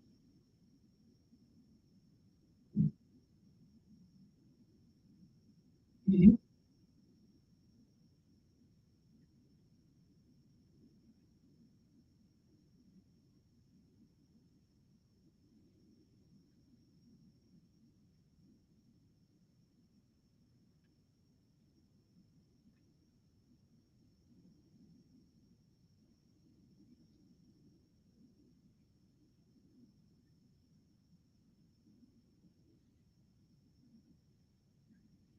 yeah. I hear you. Yeah. Right. Let me leave you. Let me. Right. I'm gonna leave you with this. And then I got to time. One of the most painful signs of years of dumbed down education is how many people are unable to make a coherent argument. They can vent their emotions, question other people's motives, make bold assertions, repeat slogans, anything except reason. Now that's from Thomas Sowell. I'm telling you something. The word reason, this is supposed to be a reasonable thing. And right now, you're coming with every unreasonable of why we can't stop people in the gun. It's unreasonable. And listen, in war, wait a minute. If you're lucky, you get to carry two, a sidearm and a rifle. In war, now, but now you're telling me that we got a guy riding down the street with three guns in his car, and there's nothing we can do about it. They put him in the trunk.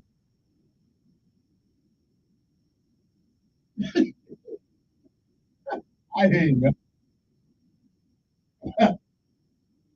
Yeah, yeah.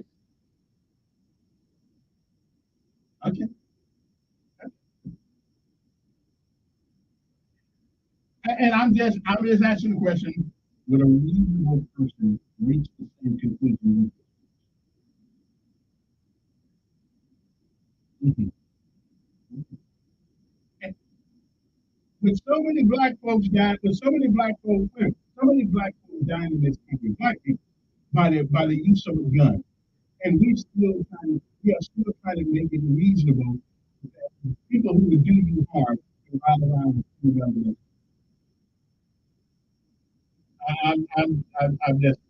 I'm stupefied. Yeah,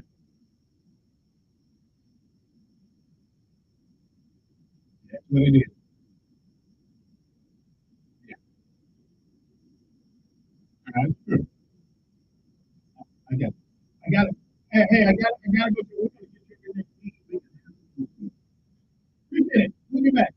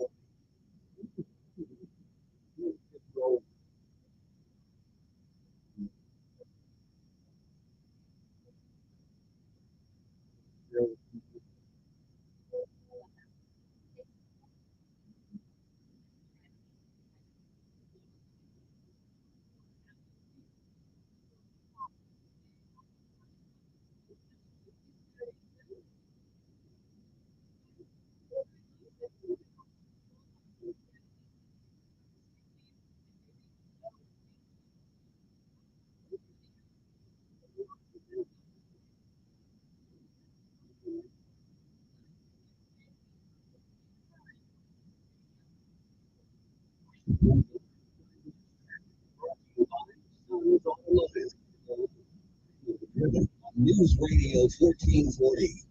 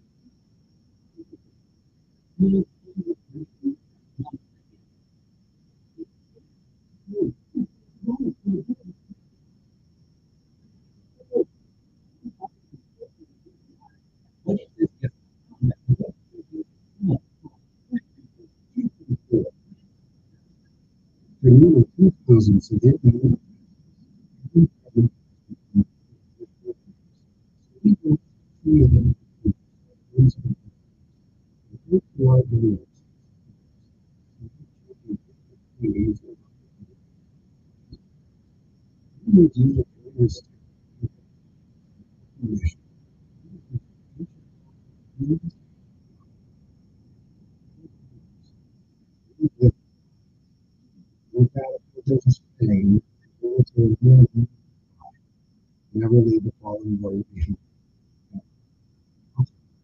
The operates with the same goal. The memorial project is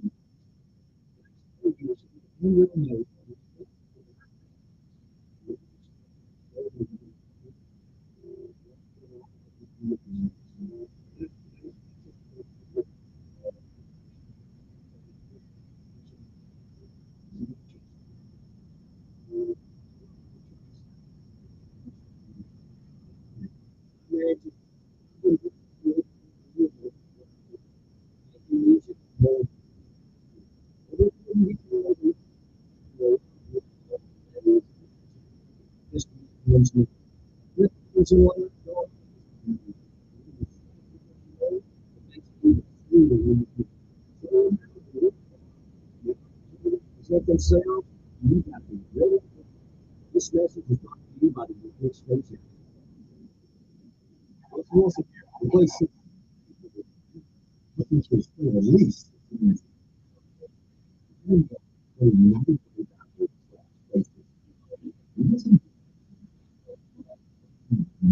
Yeah. It really is.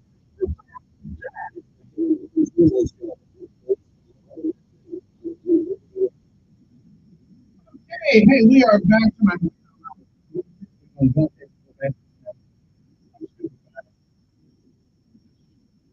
Good morning, thank you.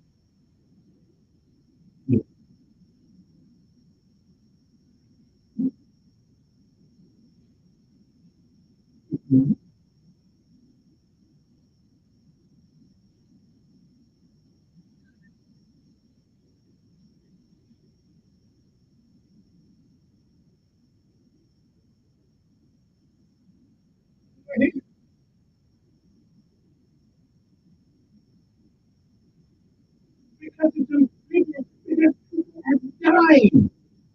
People are dying.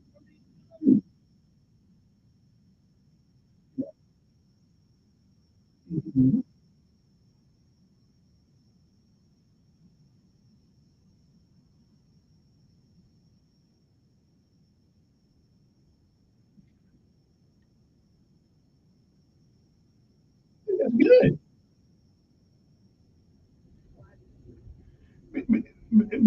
Because we are the city, they are the county, and the county should mind their own affairs, and the city should mind their own affairs.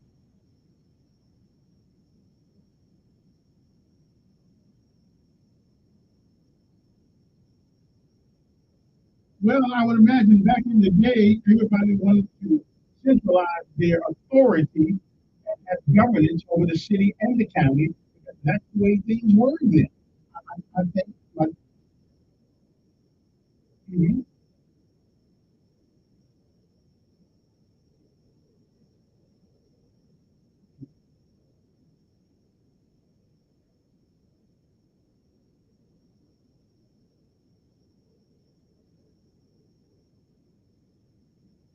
But you don't know that.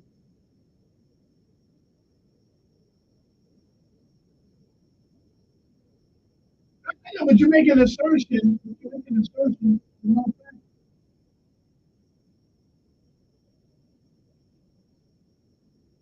yeah, yeah.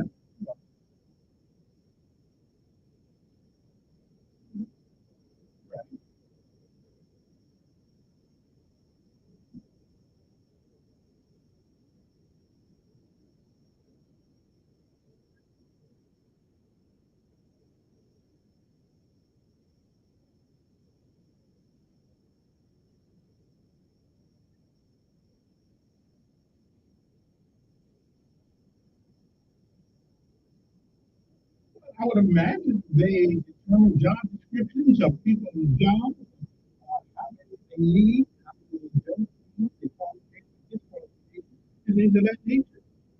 Mhm.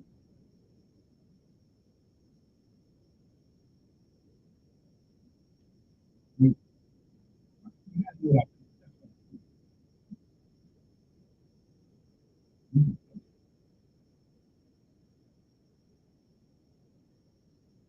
mhm.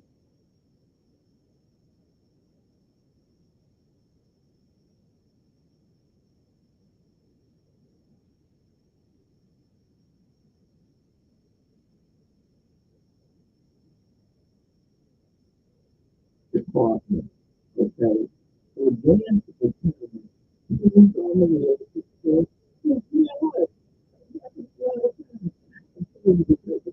A lot of people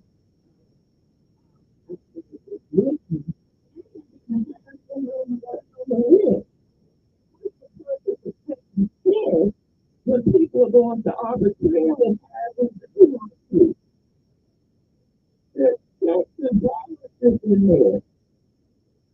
Are you telling me that right? Are you telling me right now, the way it is right now?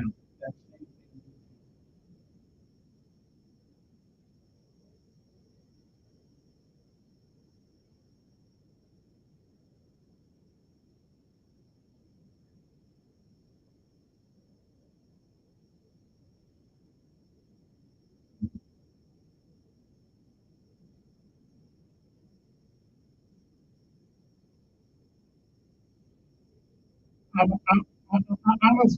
I'm a citizen though.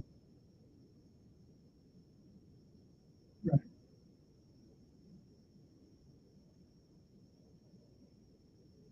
Mhm.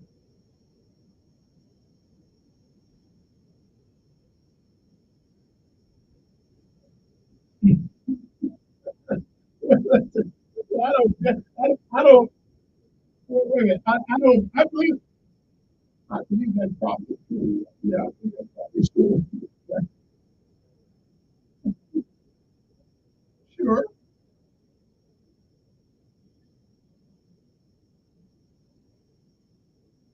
Mm-hmm. Hmm. I hear you, but yours is personable.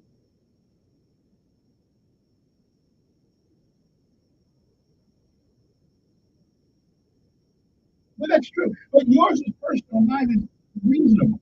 It's reasonable. Yeah, yeah. Okay.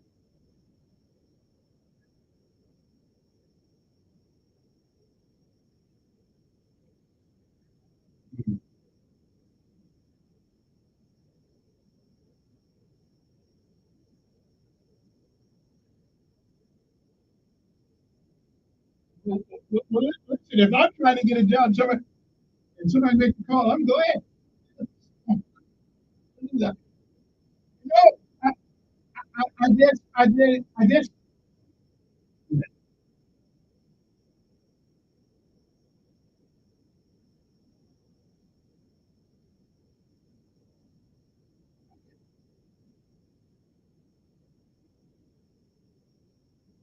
Well, who said? Wait a minute. Who said the same people won't be there?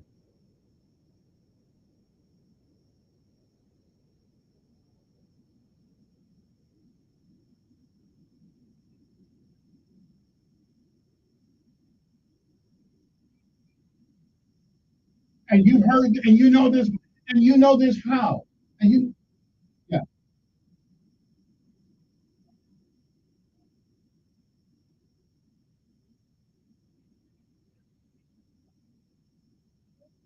Right. Right. Yeah, well, I knew. All right, preacher, I know what the merit system is. But again, if the city of Montgomery is its own governmental entity and the county of Montgomery is its own governmental entity, why wouldn't you want to separate them when it comes to hiring people for their own entities? Why should the city have anything to say about what the county does and hires? And why should the county have anything to say for what the city does? Okay. And I would believe, now I'm just me, I would believe that the county commission, the county commissioner or the mayor of the city of Montgomery ought to have some authority in the process of hiring certain people. I don't have a problem with that. Again, in the county, I don't think they ought to be connected to him. I just don't.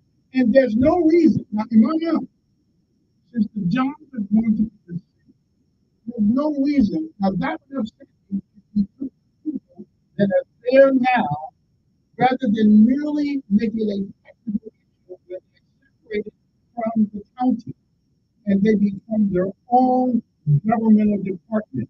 There's no reason not to keep the same people who already know each other.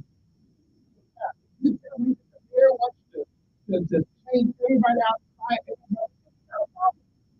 But no use the same people to do the same job they are experts in doing. These towns or these cities, why not? We don't have to be some these things very little.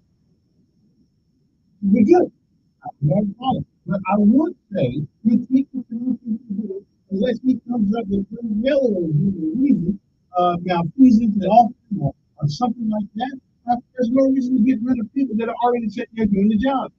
The authority stops at the mayor. They don't have to go to the county. The county doesn't have to consider what the mayor says because they have their own department. I just don't have. There's anybody out there that the county and the city need to handle their own affairs. I just don't have a problem with them. Also, I had an opportunity to look at some of the things well in Convo the other day with Eric Dyson. Uh,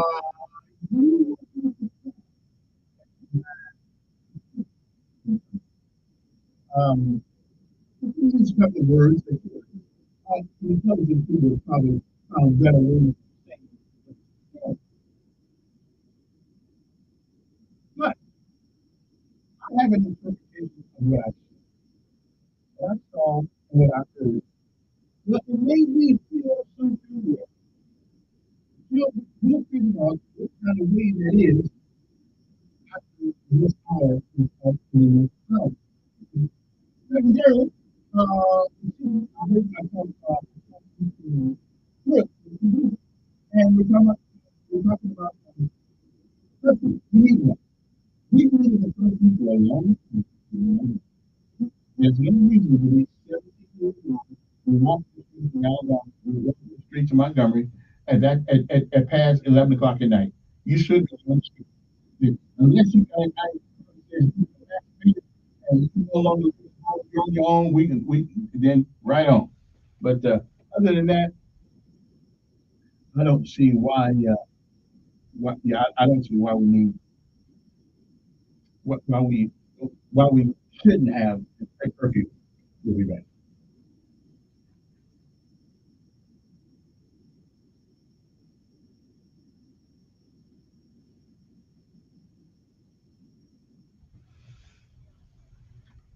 City Council is considering a curfew once again for young people. The council's public safety committee met. We need one. This is the first time the curfew's been on the table. It was proposed back in 2018. The curfew would keep kids and teens from public places after 9 on weekdays and 11 on weekends. And parents could face fines, jail time, and parenting classes if their kids are caught committing crimes.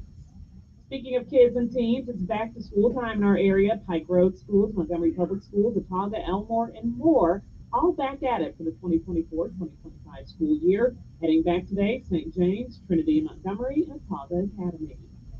Getting closer to the finish line for the Paris Olympics with closing ceremony happening on Sunday. The latest medal count, Team USA now past 100 medals. You can watch more track and field on the women's basketball semifinals today. I'm Jasmine Williams with your morning headlines. WLWI AM, the home of the Ben Shapiro Show, and heard on 95.1 HD3 FM, Montgomery, a Cumulus media station. This is CBS News on the Hour, sponsored by O'Reilly Auto Parts. I'm Deborah Rodriguez. The remains of a storm named Debbie are picking up the pace as they move north-northeast from the Carolinas, wreaking havoc for travelers. There are ground stops at New York's LaGuardia Airport and at Washington's Reagan National. CBS's Chris Van Cleve is there. The D.C. area spent the night under a rare tornado watch. There are flood watches and warnings that have been in effect throughout this storm as it's moving through the D.C. area. That wind and rain could slow air traffic as the storm moves north into Pennsylvania and New York. A plane carrying the Carolina Panthers ran off a runway in Charlotte this morning. The death toll from Debbie is up to at least 8. The most recent, a 78-year-old woman in North Carolina who died when a tree fell on her home. Rockingham County Sheriff Sam Page. We felt like, we made it through the storm, but unfortunately we lost a life today. 3 children were rescued in Raleigh after they tried to cross a fast-flowing creek. A third teenager has been arrested, an Iraqi national, in the plot to kill people at a Taylor Swift concert in Vienna. Officials say he, like the mastermind, had pledged allegiance to ISIS. CBS's Ian Lee is at the foreign desk. Austrian authorities said the 19-year-old suspect arrested Wednesday morning has made a full confession. After being accused of planning a terror attack, law enforcement says his plan was to use bombs and knives to kill as many people as possible outside the stadium. According to officials, he quit his job on July 25th, days after pledging himself to ISIS, claiming he had big plans. Russia's declared an emergency in its southern Kursk region after hundreds of troops entered the country in what could be the biggest Ukrainian attack on Russian soil since the war began. The BBC's Steve Rosenberg is in Moscow. 3 days after Ukraine launched its surprise cross-border attack, Moscow has yet to restore control over this part of southern Russia. President Putin chaired a meeting of Russia's National Security Council to discuss the fight against terrorism. A day after agreeing to a debate September 10th, the presidential candidates are on the road. CBS's Ed O'Keefe. Former President Trump is headed to Bozeman, Montana today for a fundraiser and a campaign rally in a reliably red state where Republicans hope to flip a Senate seat. Kamala Harris and Tim Walz will hold a rally near Phoenix. Break dancers are getting their first shot at the Olympics today. Among them, LA's Ivan Flips Velez, who says it is a sport. Just because we used to break on cardboard right on the street corner, that was in the 1980s. It's 2024. Fast forward to the future and what we're doing. It's so physical. The Dow is down 146 points. This is CBS News. Think O'Reilly Auto Parts for all your car care needs. Get the parts and service you need fast from the professional parts people at O'Reilly Auto Parts. Wesley Financial Group is not a law firm. Hi, I'm Chuck McDowell, the timeshare cancellation guy and founder of Wesley Financial Group. And I want to set the record straight. I am not an attorney. I've never wanted to be an attorney. And the truth is, I really don't even like attorneys. If I sound like an attorney or if I look like an attorney, I'll apologize. But what I've learned in my 15 years in the timeshare cancellation business is you don't need to be an attorney to get folks out of their timeshare. At Wesley, we've helped over 40,000 families cancel their timeshare without me being an attorney.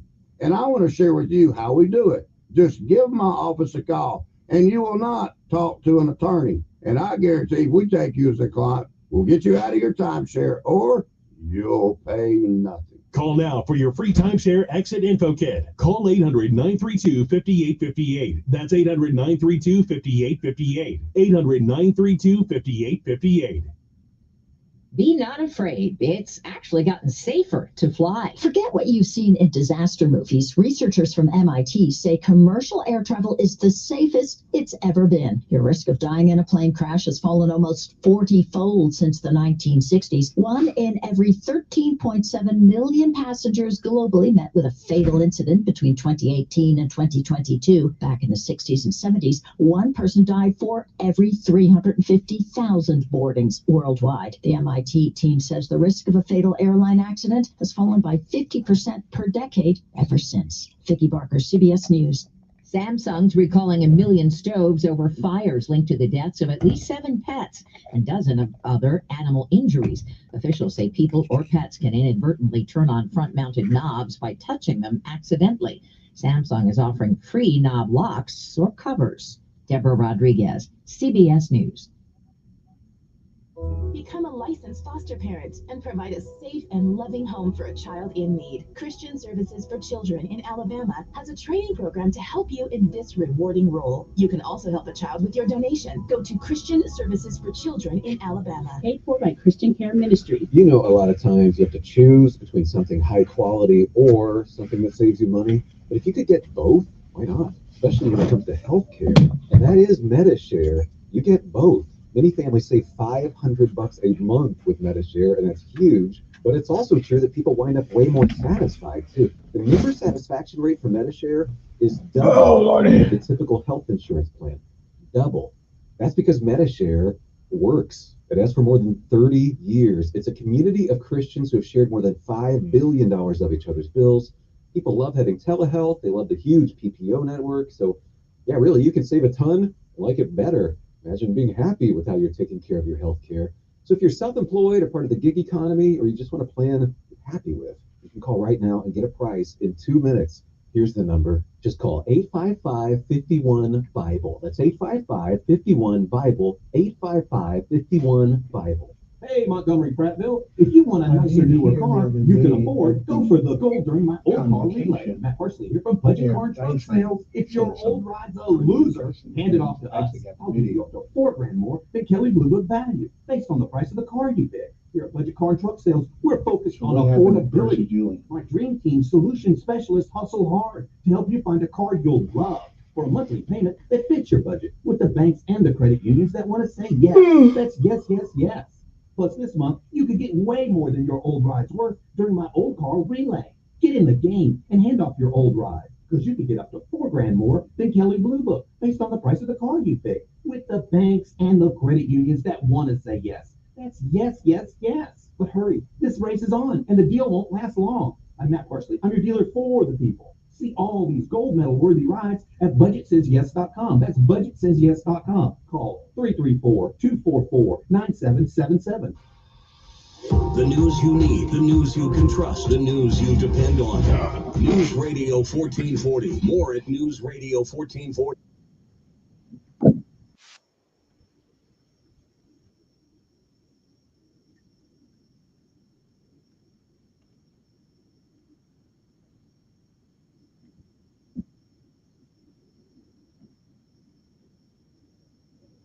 So, it seems that we have met an impact. Right. And it comes out in example. People walking out of it. It seems that we have been, on one hand, the law says, rules and legislation are also to determine if in fact, with limited experiences and his experience in the job, he may ask the question if he feels that there's something up to now that has gone down. No. People argue, well, the president is against certain procedures, so let's not tell him too long. Of course, by the time does happen, too late then. I don't know. Then we work together. We shall leave it. We put them in an untenable position. They cannot win. You know, they're spinning their wheels. Listen, I'm all for constitutional rights. I believe in them. Serve this nation to protect. I got no problem. But on that, in logic, in competence. Okay, that's all I'm saying. Okay. we need one. There's some other things talking about. I think I would put it on this. We need a curfew thing like Germany. Anybody who does think we need a curfew is crazy, and they need some psychological help. And there's no, unless you can articulate to me a good people are saying you're walking through my number at 12 o'clock at night. I don't believe it. I don't believe that you can articulate that even if they're working and telling you know the family people that should be walking on. You see them in the so 860-1440 is the number here. We'll get you a talk in 909 in the morning. Good morning. Hello. Good morning.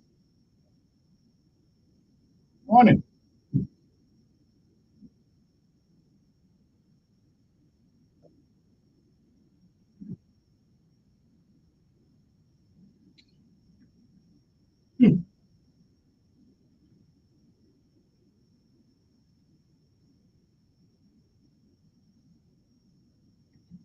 Well, it seems like to me that it's one of those tools in the toolbox, and that not only is he violating the curfew, he is violating having a first of all, he's too young to have one.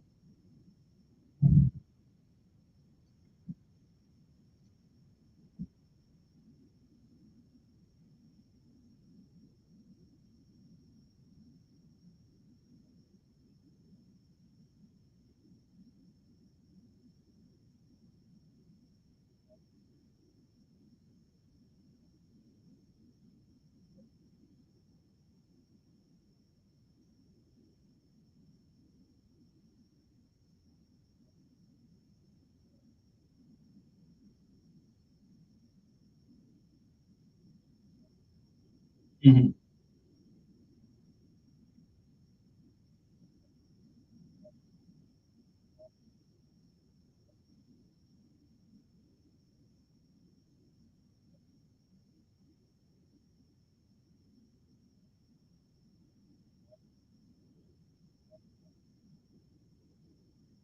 Yeah, you know, again, I'm like Thomas Sewell. Whatever happened?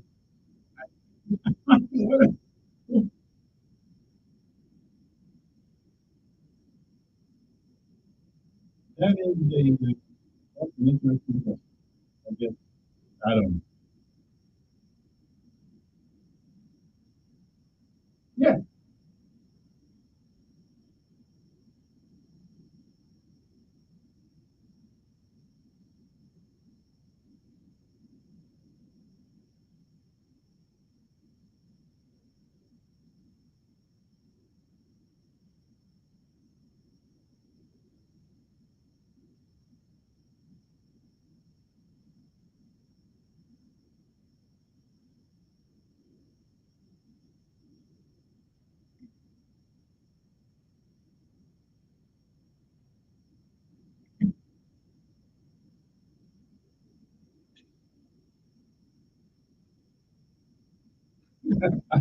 unless he got a paintbrush in his hand. Yeah, that's just.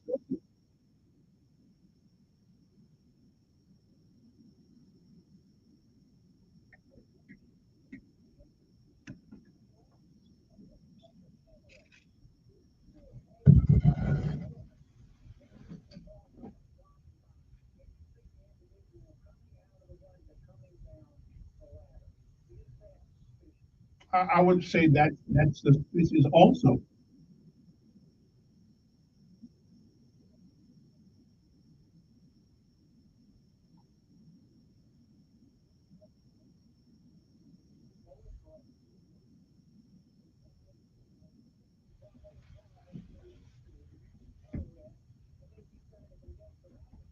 right.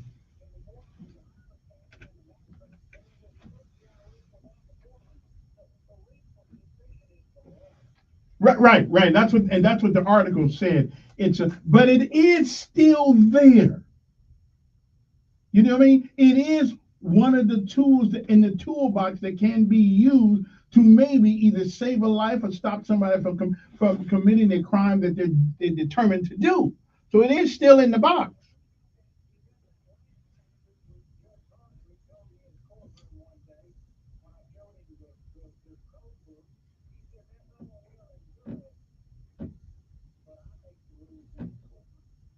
Well, that's yeah, that's true. Good morning. Who's this? Pretty good. Pretty good.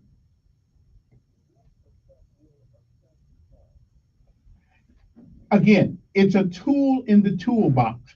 I don't expect our police people to go around looking for people hiding in behind bushes and hide behind buildings because they're out too late at night. But I do expect if that person is committing a crime or doing some mischievous things, then we'll add that. It's kind of like a traffic stop. You stopped me because I changed lanes erratically, or I didn't turn on my turn signal. Well, because you stopped because I didn't turn my turn signal, and now you don't have a driver's license. You didn't stop me for not having a driver's license because you didn't know I didn't have one. But now that you know I don't have one, and you don't have insurance, so therefore, it is one of the two. It is something we can charge you with to get more money out your pocket or put your butt in jail.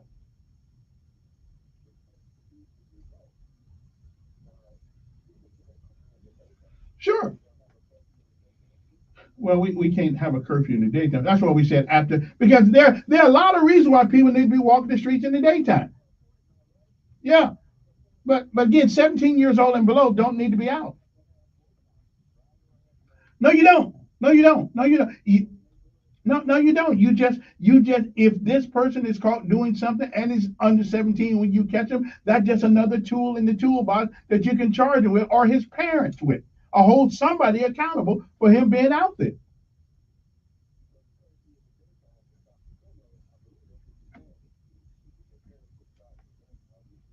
Reduce the crime, right? And let's just face it, most people who do crimes, true. Well, we agree.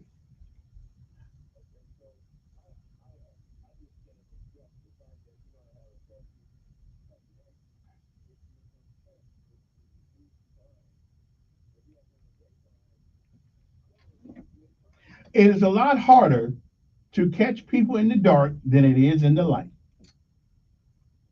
Yes, I know. So. I used to do most of my best work in the dark.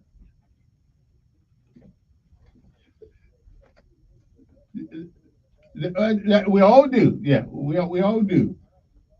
Yeah.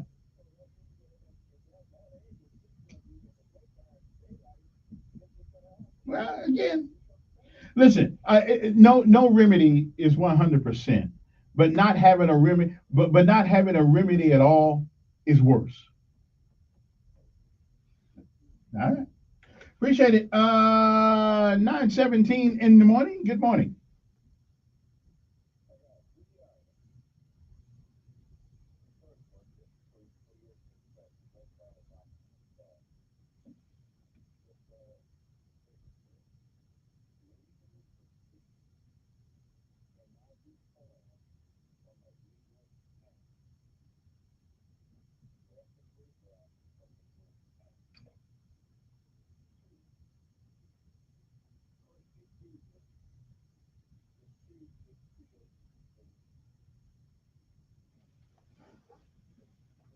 Not from the school he initially went to. Okay, well, but not from the school he initially went to. Yeah. Well,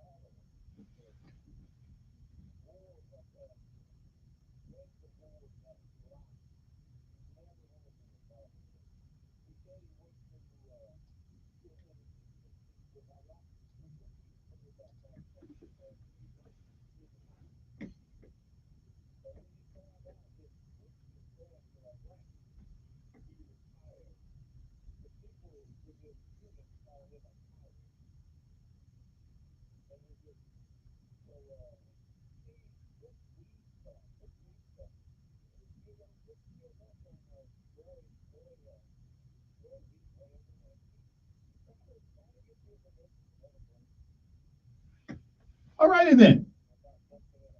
All right. Well, when you say things that are reasonable, I'll let you go. Good morning.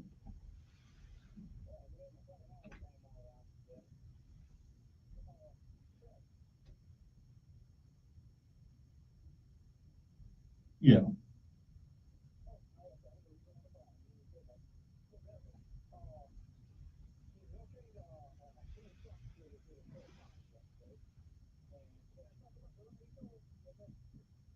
I don't want to hear it. Because I know where you're going about the because it's irrelevant. You talking about the Martin Luther King? You talking about the Martin Luther King thing? Oh, all right then. What? What?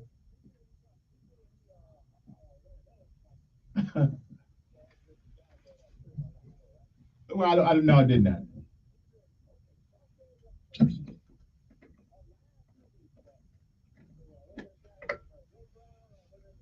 Kamala's supposed to been slept with. He told a bald-faced loud in the tube saying that they was in a helicopter crash together, and it wasn't the same guy.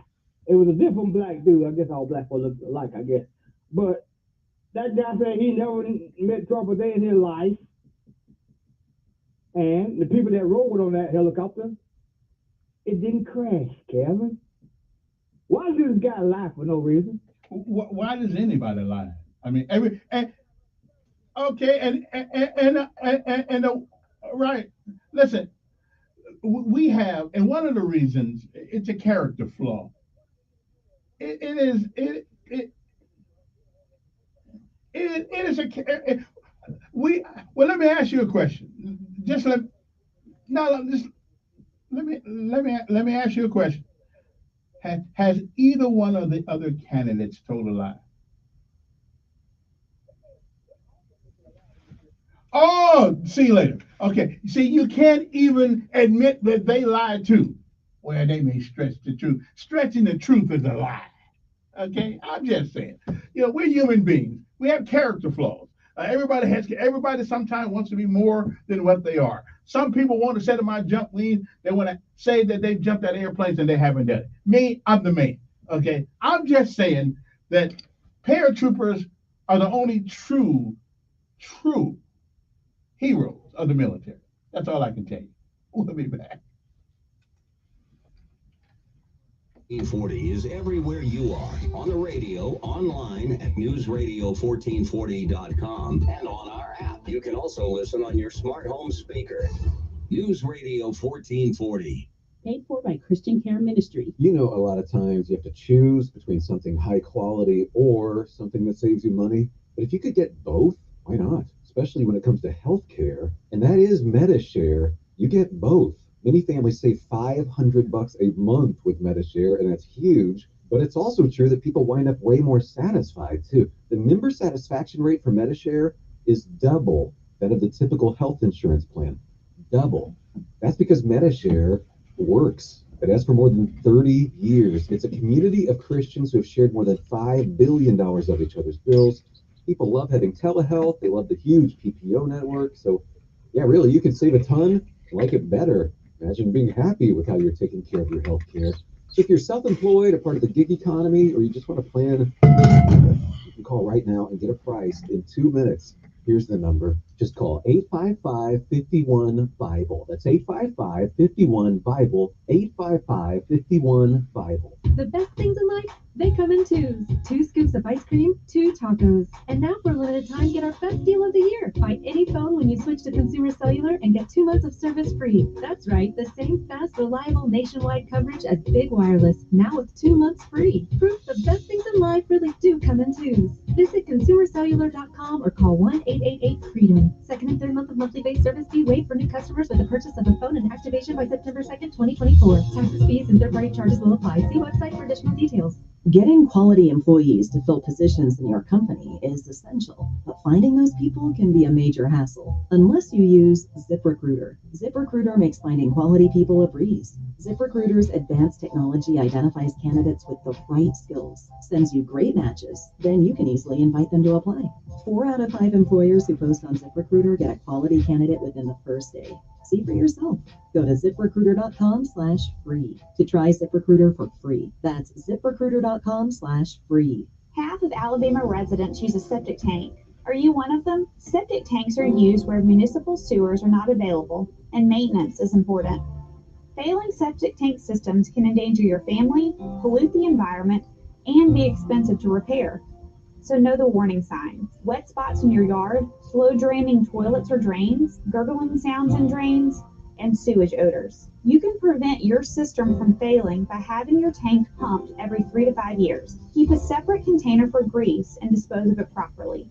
Use detergents low in phosphate and spread laundry loads over several days as to not overload the system with too much water. You need a permit before installing a new system or before repairing an existing one. Your local health department has a copy of the septic tank system permit that indicates the location of your system and the size of the tank. This is State Health Officer Dr. Scott Harris. For more information, visit our website, www.alabamapublichealth.gov. This is Nnamdi Asamoah. I play football for the Philadelphia Eagles, but what I do off the field with United Way might be more important. I'm a volunteer tutor and mentor. Why? Because over 1 million kids a year drop out of school, and that's not okay. It takes 12 years to create a graduate, but it takes about the same time to create a dropout. And the difference between a child becoming one or the other could be me, or it could be you. Studies show that if we get to these kids earlier, their chances are better, and kids who read well by 3rd grade are more likely to graduate. So join me in United Way. Suit up and take the pledge. Become a volunteer reader, tutor, or mentor, because when a child succeeds, we all succeed. Give, advocate, volunteer, live united. Take the pledge at unitedway.org. Brought to you by United Way, the Ad Council, and the National Football League.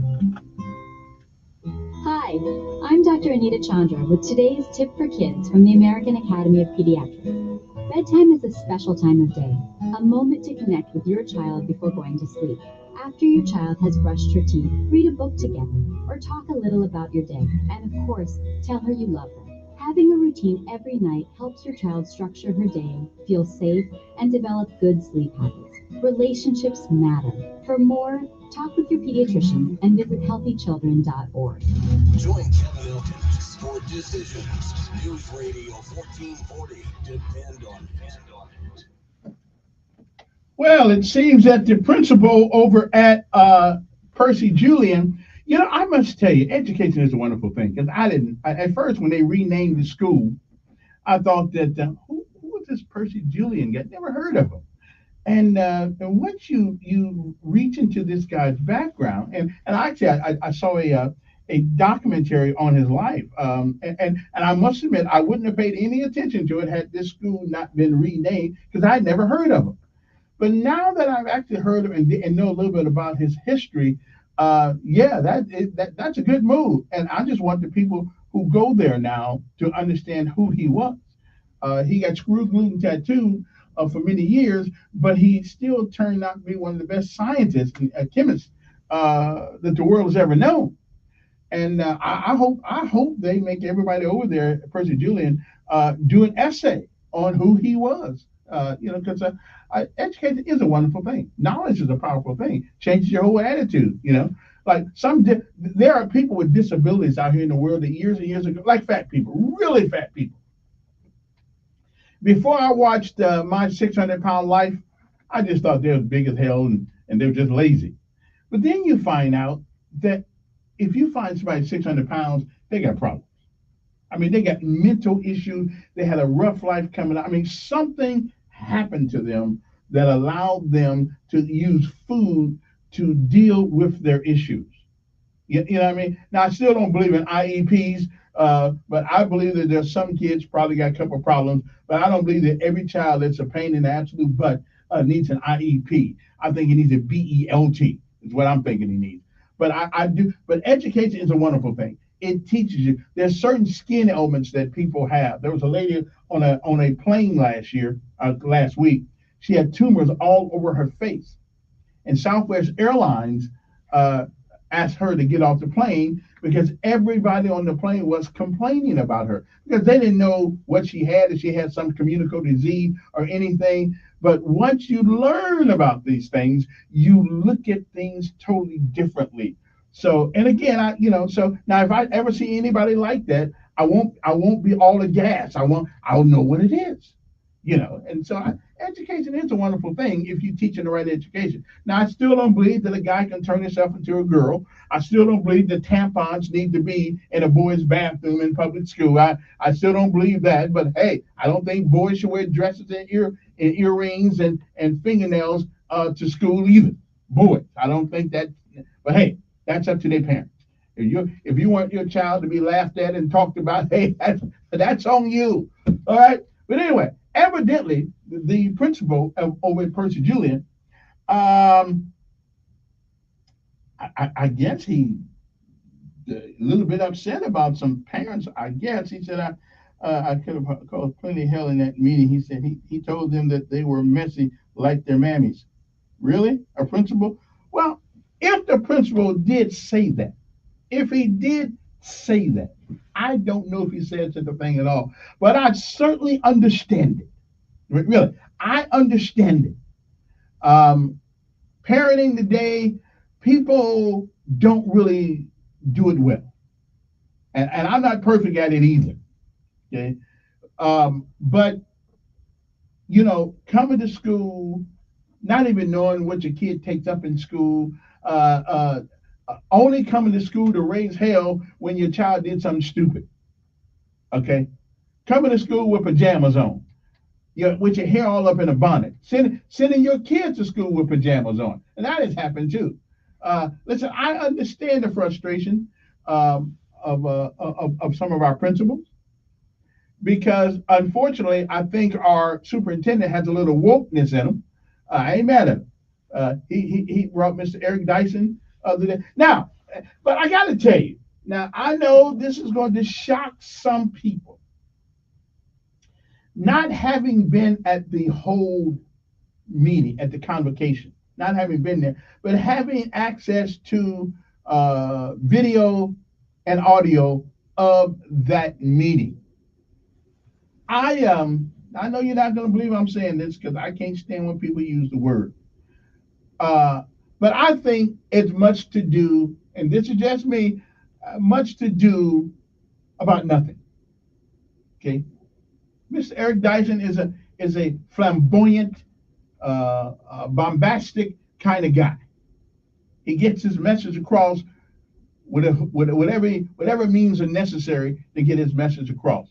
Now he did use the N-word, but the way he used it, and I'm glad I looked at the video, the way he used it a couple of times, I didn't have a problem with what he said. I mean, we're all grown at this meeting, and basically what he said was, some people would complain about him, blah, blah, blah, blah, blah, and they would call him the N-word, and he said, well, that's Mr. blah, blah, blah to you. Okay. Now listen, I did have a problem. Everybody's grown in that room, and they knew where the guy was coming from. So I think a bunch of teachers, a bunch of wusses, and had much to do about nothing. I don't like the word, but the way he used the word, you know what? I can live with it. I don't have a problem with it. Okay, I just did. Now, I didn't hear the whole thing. Now, if he got way down in the gutter, well, that's the part I didn't hear. But initially, the first part, I didn't have a problem with it. He was explaining his frustration in his life with people calling him that. And so I don't. Of course, I was born 1 year before him. He was born in 58, and I was born in 57. So you know what? I think if we're going to be righteously indignant, I think we ought to find something, to really be indignant about. Okay, we're grown people. when we get in our cars, we listen, especially if you one of them 40-year-old people who listen to that rap music, you got the N-word all up in that thing. We listen to Kevin Hart and all these folks. You can't even put a TV show, especially if it's a black show, without somebody being called an N-word.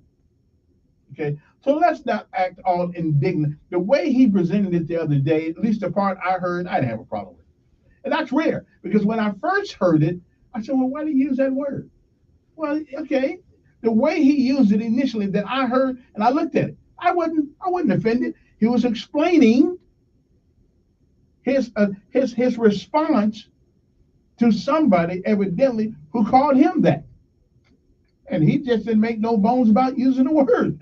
Okay, I ain't mad at him. Okay. I mean, we're gonna get upset. Let's get upset about something. Okay, let's get upset about something that really. Now, if he was in a classroom with a bunch of kids, and every other word out of a guy's mouth was in this and in that and my this and my in that, I can understand that. But listen, y'all hear worse than that. Okay, let's just tell the truth. Y'all hear worse than that on a TV commercial, on music.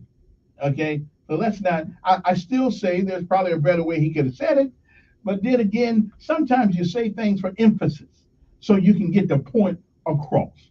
And I think that's basically what he was trying to do without having to explain the point. He got the point across. Okay, so I didn't have a problem. I didn't have it. I know at first, before I saw it, before I heard it, I said, why in the world would he use that kind of language? But again, you know what?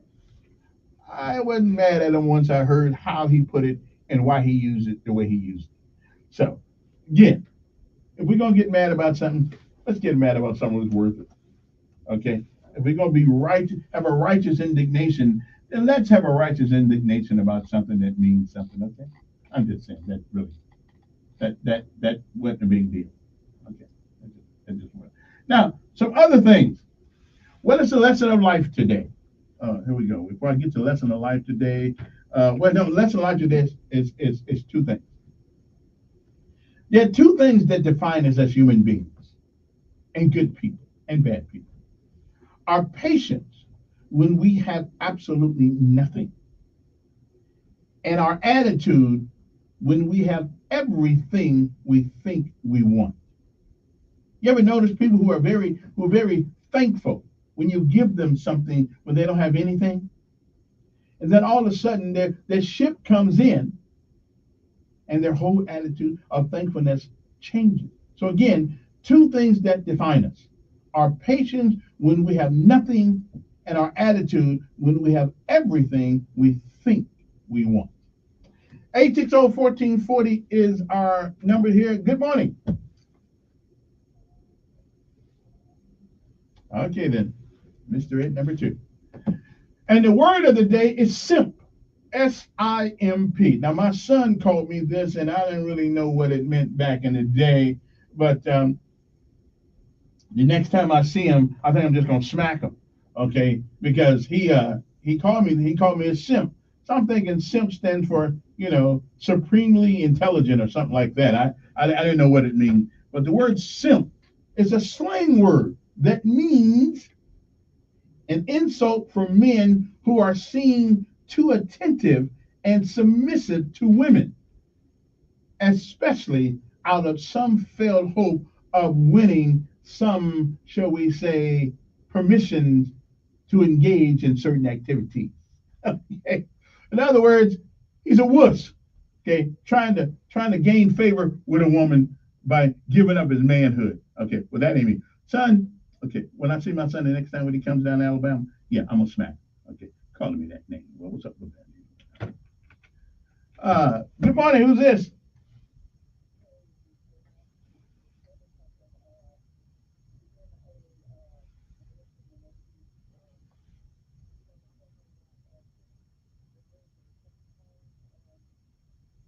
Yeah. Well,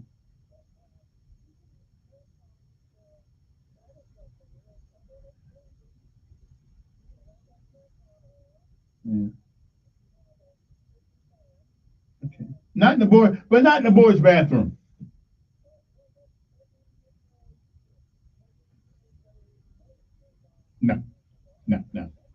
There's no reasonable explanation to put women's feminine products in a boy's bathroom. Yeah, appreciate it. Yeah, there's no reasonable explanation for that. Good morning. Yes,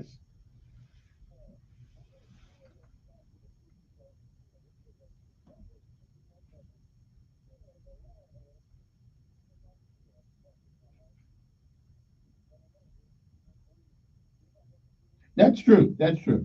Yeah.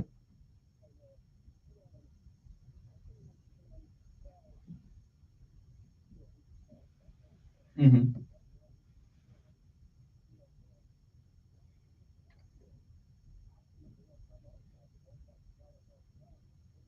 Mm-hmm.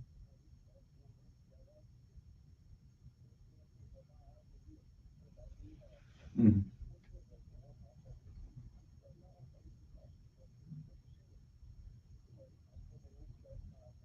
Mm-hmm.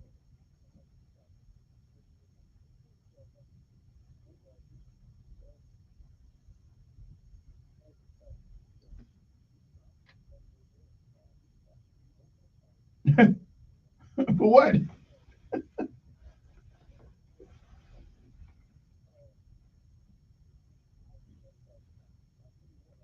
Mm-hmm.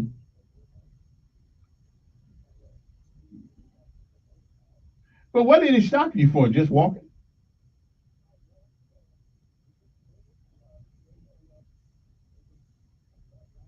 Yeah, 9 o'clock at night ain't. Yeah, ain't no. Unless he had a lot of crime in the area or something like that. I don't see why he stopped you.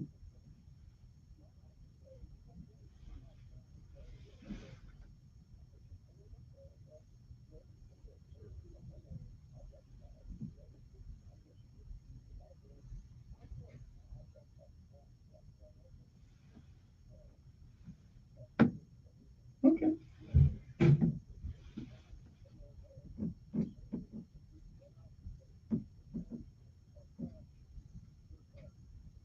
Yeah, yeah, that's true.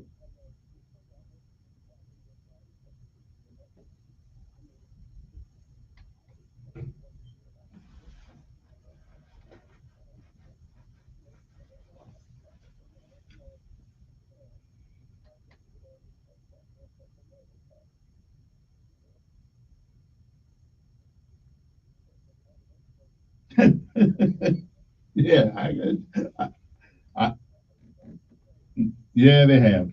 Hey, appreciate. Mm, mm, plain old common sense. You too. Plain old common sense. It is 9:42 in the morning. Take the last break. We'll come back with any parting shots or parting comments you got. Somebody says, does intent matter when you use certain language? Um, Yeah, yeah, I think it does. At first, I said no, but I think it does. And after I listened to Mr. Dyson the other night, uh, uh, what he said and how he said it, I wasn't so upset about what I heard. I just got to be intellectually out. I wasn't so. It was a lot easier to digest what he said than listen to some of the music that coming out of people's cars that pull up beside me at the red light. So I'm good with the way. Now again, I didn't listen to the whole thing. I listened to a couple of parts of it, and I wasn't upset at a couple of parts unless he said some really derogatory things that weren't on this tape here. Yeah, I mean it was grown people in the room. They all know the word. They hear our kids play it in the house. Everybody plays it. Come on. Now, I don't think you should use the word at all. I don't think you should have music. My son got in the car with me one day, and he had a CD that had that word on it. I told him to roll the window down. He didn't know why I told him to roll the window. I said, roll the window down. I hate to admit I littered. I said, I broke that thing up and threw it out the car. I said, we ain't listening to this, brother. We ain't listening to this. If I want to hear stupid people, I don't have to pay to do it. So, and we threw that one away. But I was in Lowndes County when I did it, so I didn't litter in Montgomery. We'll be back.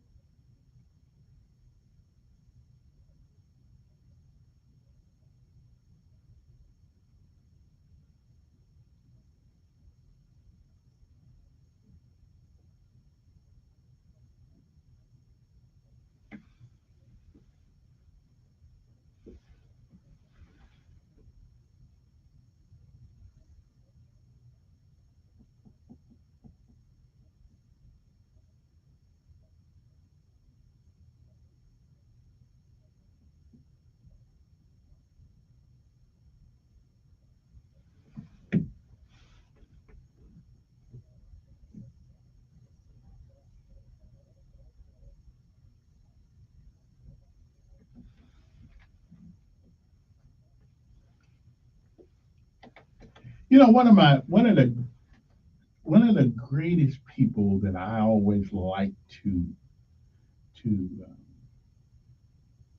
quote is Henry David Thoreau. You know, Henry David Thoreau, this is a quote right here that I think everybody can get something out of, that can live from it. But Henry David Thoreau said, I know what's name says I'm dumb, but you know, I do read a few things. He says, the price of anything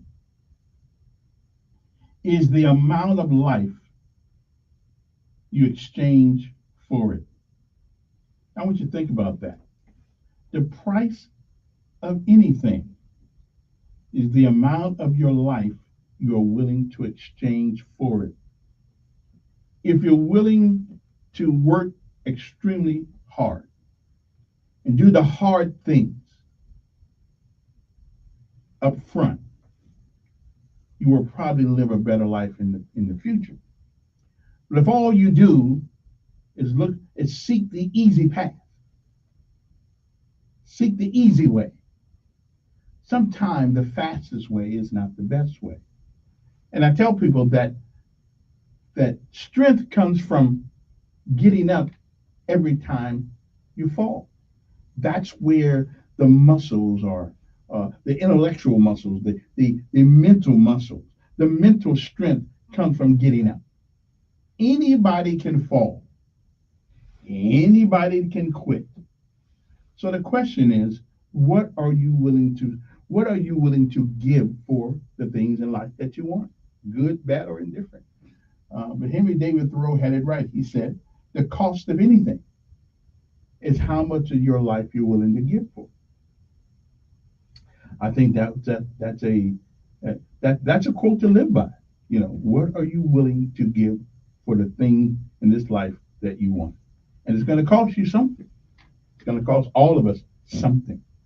Okay, you know, we see young people see you in a new car, but they don't see the age that came with it, and the scars that came with it, and the disappointments that came with it, and the things in life that didn't go your way.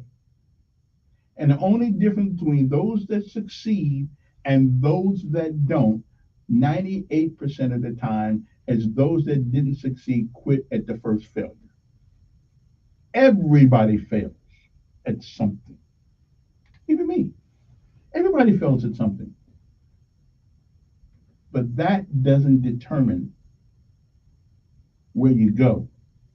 If somebody once said, failure is not your enemy. It is your teacher. Learn what not to do next time. And those are my words of advice for this morning. Okay, I got some more, but we want to save some for next week. Okay, and so what else is going on? I just love him, Henry David Thoreau. He's always had something good to say. What are we celebrating today? Well, we are celebrating Happiness Happens Day, International Cat Day. I don't really like cats very much. I mean, I got to put them around the house, but I don't really like them. You know, you don't own a cat. Cat owns you. You know, I put food out there for them. You know, neighborhood cats, and they look at me like I'm crazy. Is that all you're gonna put there? I mean, come on. It ain't cost you nothing. I mean, I put some Connecticut sausage in the thing the other day. You know, for the cat. You know, cut it up, warmed it up, fried it, and then put it in the thing. And the cat looked at me like I owed him something else. You know, come on, man. That's Connecticut sausage there. Now, and this morning, I found out why I didn't like my Connecticut sausage. Somebody told me this morning that you're not supposed to fry it. You're supposed to boil it first. Now, I've never heard that till this morning. So maybe that's why I hadn't liked it. So you got to boil. Is that true? Anybody know? Is that true? 860-1440. Is that true? So you boil Connecticut sausage until it gets done? Or is it already done? I don't really know. You say you put water in the skillet. You don't put grease in. I just need to know if that's true. Because if that's true, when I get out of here today, I'm going to give it, because I've been giving the cats all my Connecticut sausage because it didn't taste the way, when I go buy it from the store, it doesn't taste the same way like in restaurants. And I go to, what's that place on Fairview Avenue? I go there sometimes and have dinner, have lunch, breakfast. What's that place? They serve good food too. I mean, they really do. They don't advertise with it, so I don't call them too much. But they say they don't really need advertising. And maybe they don't, I don't know. But everybody needs to advertise. McDonald's even advertising. And everybody knows who's advertising. But what is the name of that restaurant? I can't think of it. And that's another thing. See, if you don't advertise, I can't remember your name. Anyway, they got some great Connecticut sausages over there and eggs and stuff like that. And I eat their Connecticut sausage, and it tastes different than the Connecticut sausage that I go get at the store. And I throw some grease and some butter in the thing there, and I open it up, cut it in half, put it on the skillet, and it just don't taste the same. But today, I had about 3 pieces, and I was happy. That's what motivated me this morning. I was happy. I connected. So anyway, whatever. Anybody, what's the name? Come on, somebody call me. Somebody know the name of that restaurant on Fairview Avenue. They serve breakfast. They serve breakfast, lunch. Not Joe's again. Not Joe's again. Not the Chinese restaurant. But it's up before you get to Joe's again, and before you get to well, never mind. I can't think of it. So, never mind. See, I would have gave him.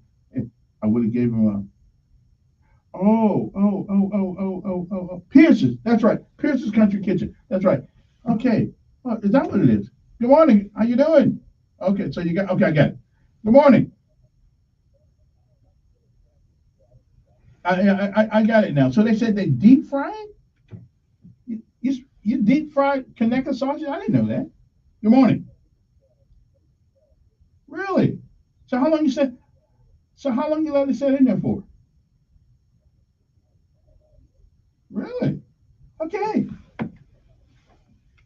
Yeah. So this is always good. I go home, I go to the store, and I buy me some Connecticut sausage. It don't never taste the way it tastes in there.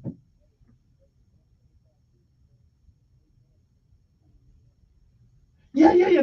So all their food's pretty good. That was better than the food I used to make in the army. Yeah, they got me beat.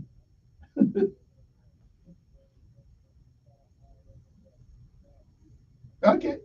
Thank you for telling me. Okay, I didn't know that. So you can deep fry Connecticut sausage. Okay, well, I got a deep fry fryer. I can turn it on right. Okay. So today I'm going to buy me some more Connecticut sausage, and I'm going to deep fry it and see how that works out. Okay, I'm gonna see that. I hope I don't burn it up. Good morning.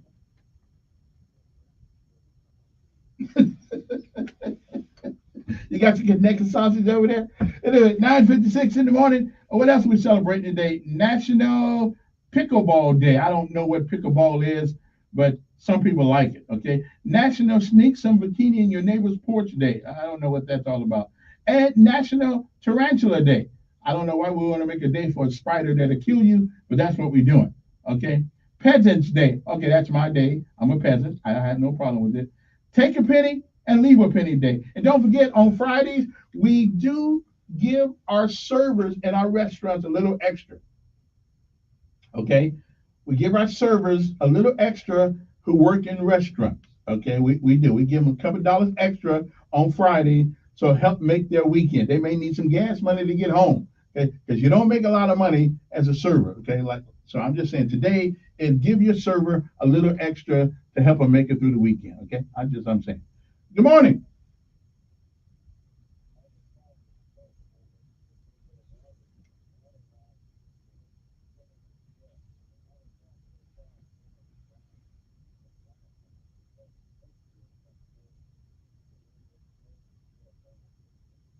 Okay, you think I'm smart enough to do that? I mean, tell me how dumb I am. I mean, you think I can figure?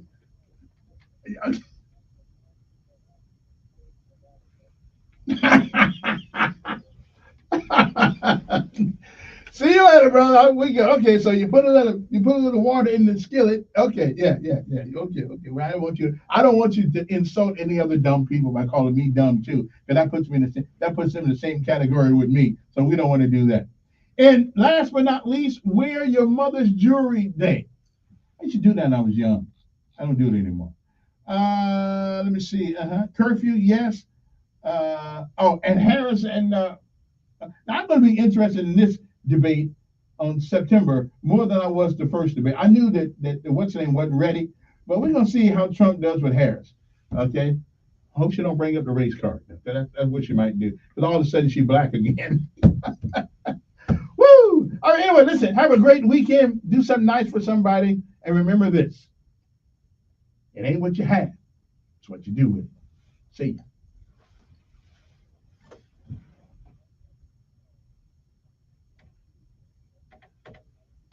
Good morning, I'm Jasmine Williams at WSFA 12 News. Here's what's happening this Friday.